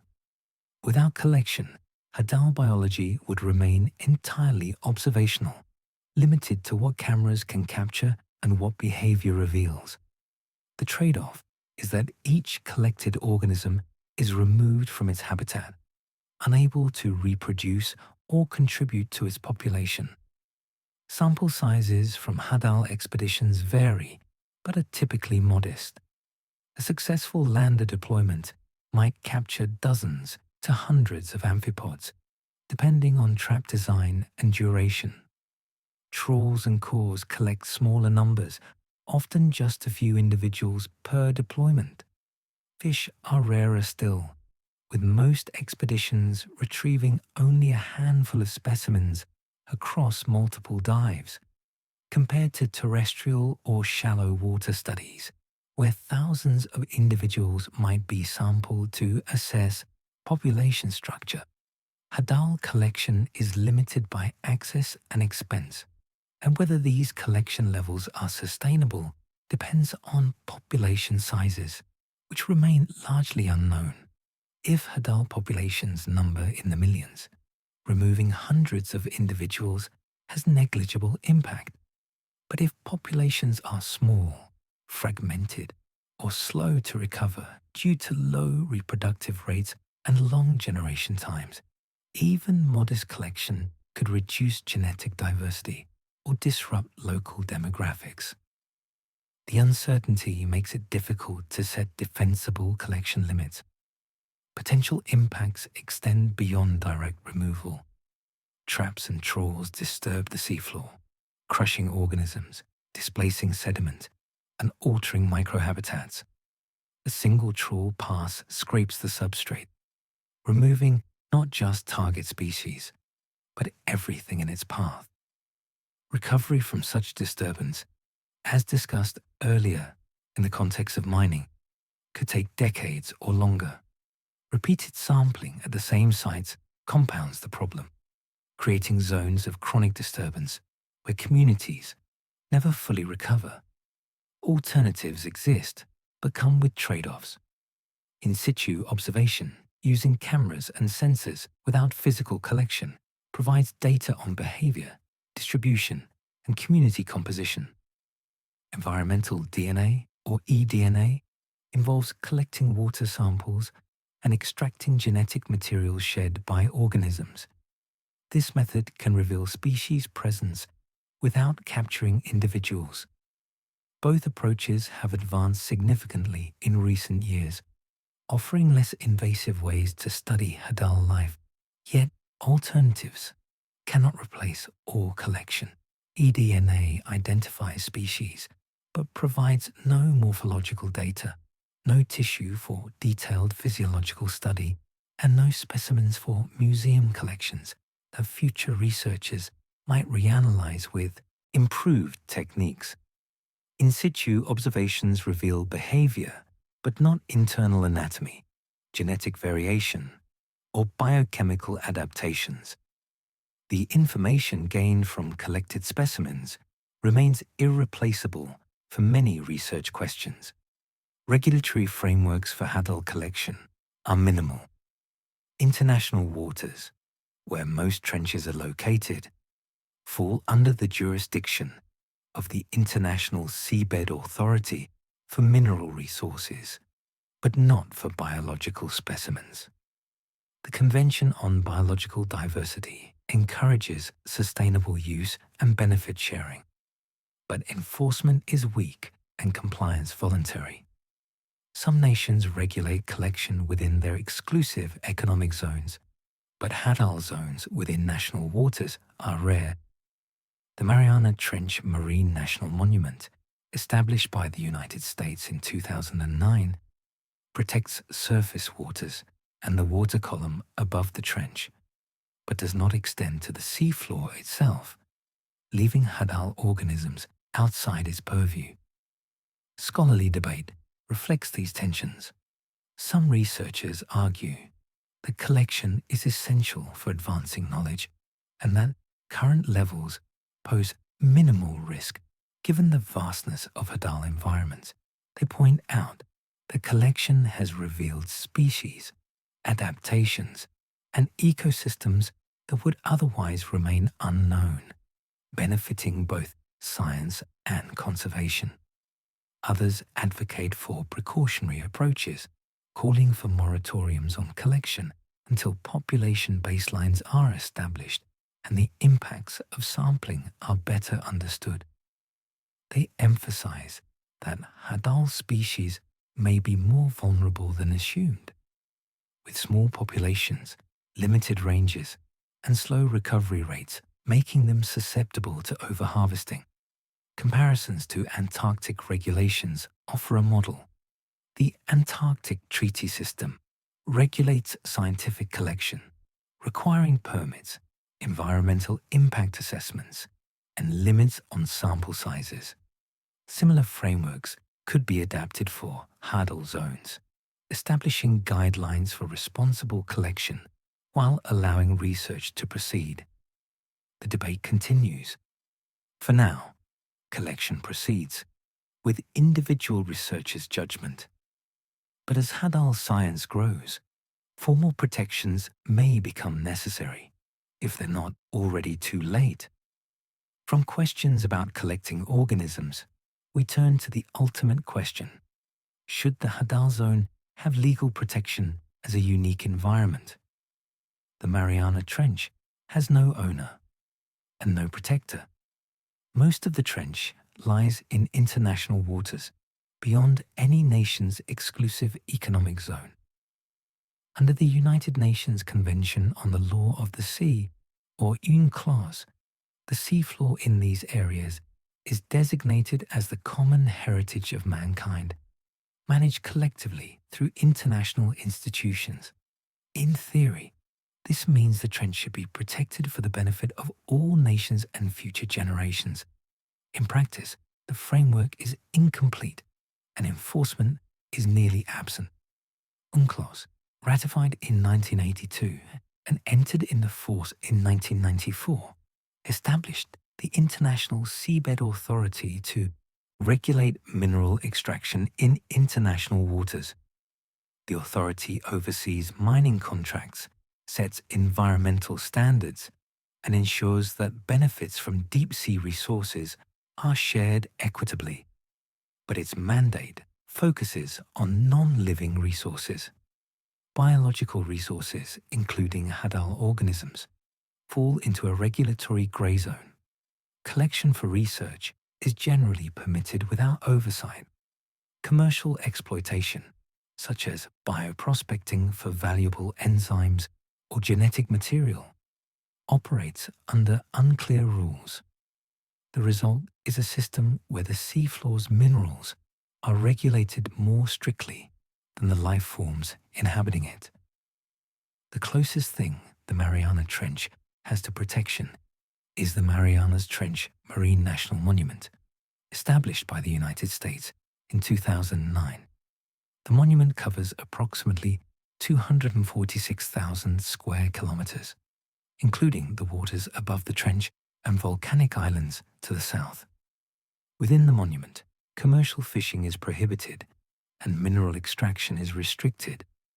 These protections apply to the water column and the islands, but explicitly exclude the trench floor itself, which lies deeper than the monument's jurisdiction. The seafloor remains open to research and potentially to future exploitation under international law. Proposed marine protected areas that would include Hadal zones have been discussed but not implemented. Environmental organizations and some scientists advocate for designating trenches as off-limits to extractive activities, arguing that their unique ecosystems, extreme conditions, and slow recovery rates justify special status. Such protections would require international agreement, either through UNCLOS amendments or regional treaties. Progress has been slow. Nations with interests in deep-sea mining, bioprospecting, or military operations resist restrictions. Others argue that protections should wait until more is known about Hadal ecosystems, a stance that delays action indefinitely. Challenges to enforcement are substantial. Even if protections were established, monitoring compliance at Hadal depths is nearly impossible. Satellite surveillance, effective for tracking surface ships or illegal fishing, cannot detect activities 7 miles down. Acoustic monitoring could reveal the presence of submersibles or landers, but distinguishing legitimate research from prohibited activities requires on-site inspection, which is prohibitively expensive and logistically complex. Violations might go undetected for years. Scope presents another problem. Should protections cover the entire trench or only specific sites? Comprehensive protection would preserve the full range of habitats and species, but might block valuable research. Site-specific protection, designating certain areas as reserves while leaving others open, could balance conservation and research, but requires knowing which sites are most important, information we currently lack. Without baseline data on species distributions, population sizes, and ecological functions, designing effective protected areas is guesswork. The Marianas Trench Marine National Monument offers lessons. Its designation protected surface waters from overfishing and established a framework for managing human activity. But its exclusion of the seafloor highlights political realities. The United States wanted to balance conservation with national security interests and the possibility of future resource extraction. Extending protections to the trench floor would have foreclosed those options, making the monument less politically viable. Similar compromises are likely in any future international agreements, limiting the effectiveness of protections. Future scenarios diverge sharply. In one, Hadal zones gain comprehensive legal protection as unique, irreplaceable environments. Mining is prohibited, collection is regulated, and research proceeds under strict guidelines designed to minimize impact. Monitoring improves through technological advances, and international cooperation ensures compliance. Hadal ecosystems are preserved, their slow-growing populations allowed to persist without human disruption. In another scenario, Economic pressures drive exploitation. Mining begins on abyssal plains near trenches, with sediment plumes and habitat destruction, reaching Hadal depths. Bioprospecting intensifies as demand for pressure-stable enzymes grows. Collection for research continues without oversight, and populations decline unnoticed. By the time impacts become apparent, recovery is impossible. Hadal zones become another example of ecosystems degraded before they were fully understood. The middle path, incremental protections alongside continued use, is perhaps most likely. Some areas gain protected status while others remain open. Research continues, but under voluntary guidelines.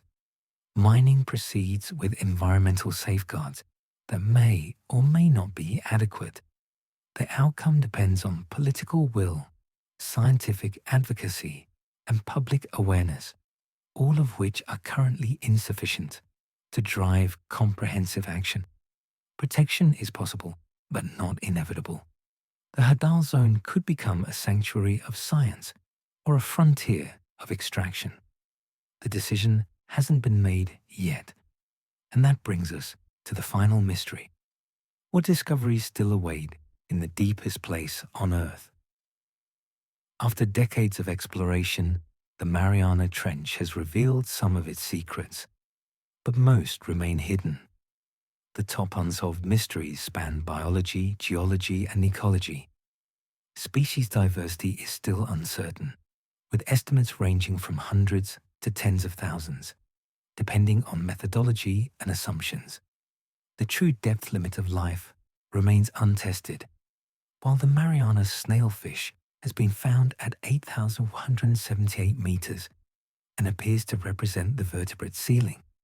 Invertebrates persist deeper, and the absolute maximum depth where cellular machinery can function is a matter of theory, not observation. No one has systematically sampled the deepest accessible points to determine where life finally stops. The extent of the deep biosphere, microbial life buried within sediments meters or even kilometers below the seafloor, is largely unknown at Hadal depths. Drilling into trench sediments is technically challenging and has been attempted only a handful of times. The samples collected suggest that bacteria and archaea persist deep within the substrate, but their metabolic rates, diversity, and ecological roles remain speculative. These subsurface communities could represent the majority of Hadal biomass, yet they are nearly invisible to current survey methods. Reproduction and life cycle mysteries persist across most Hadal species. Where juveniles develop, how larvae disperse, and what cues trigger reproduction are questions with few answers. Long-term monitoring, observing the same populations over years or decades, has never been conducted at Hadal depths. Without it, seasonal patterns, population dynamics, and responses to environmental changes remain unknown. Emerging technologies promise to address some of these gaps. Artificial intelligence is being integrated into image analysis, allowing researchers to identify and count organisms in video footage with greater speed and accuracy than manual review. Machine learning algorithms trained on existing datasets can recognize species, track movements, and quantify behaviors across thousands of hours of footage, work that would take humans years to complete. These tools could reveal patterns in community composition, feeding behavior, and habitat use that are currently lost in the volume of unanalyzed data. Long-term landers, capable of operating autonomously for months or years, are under development.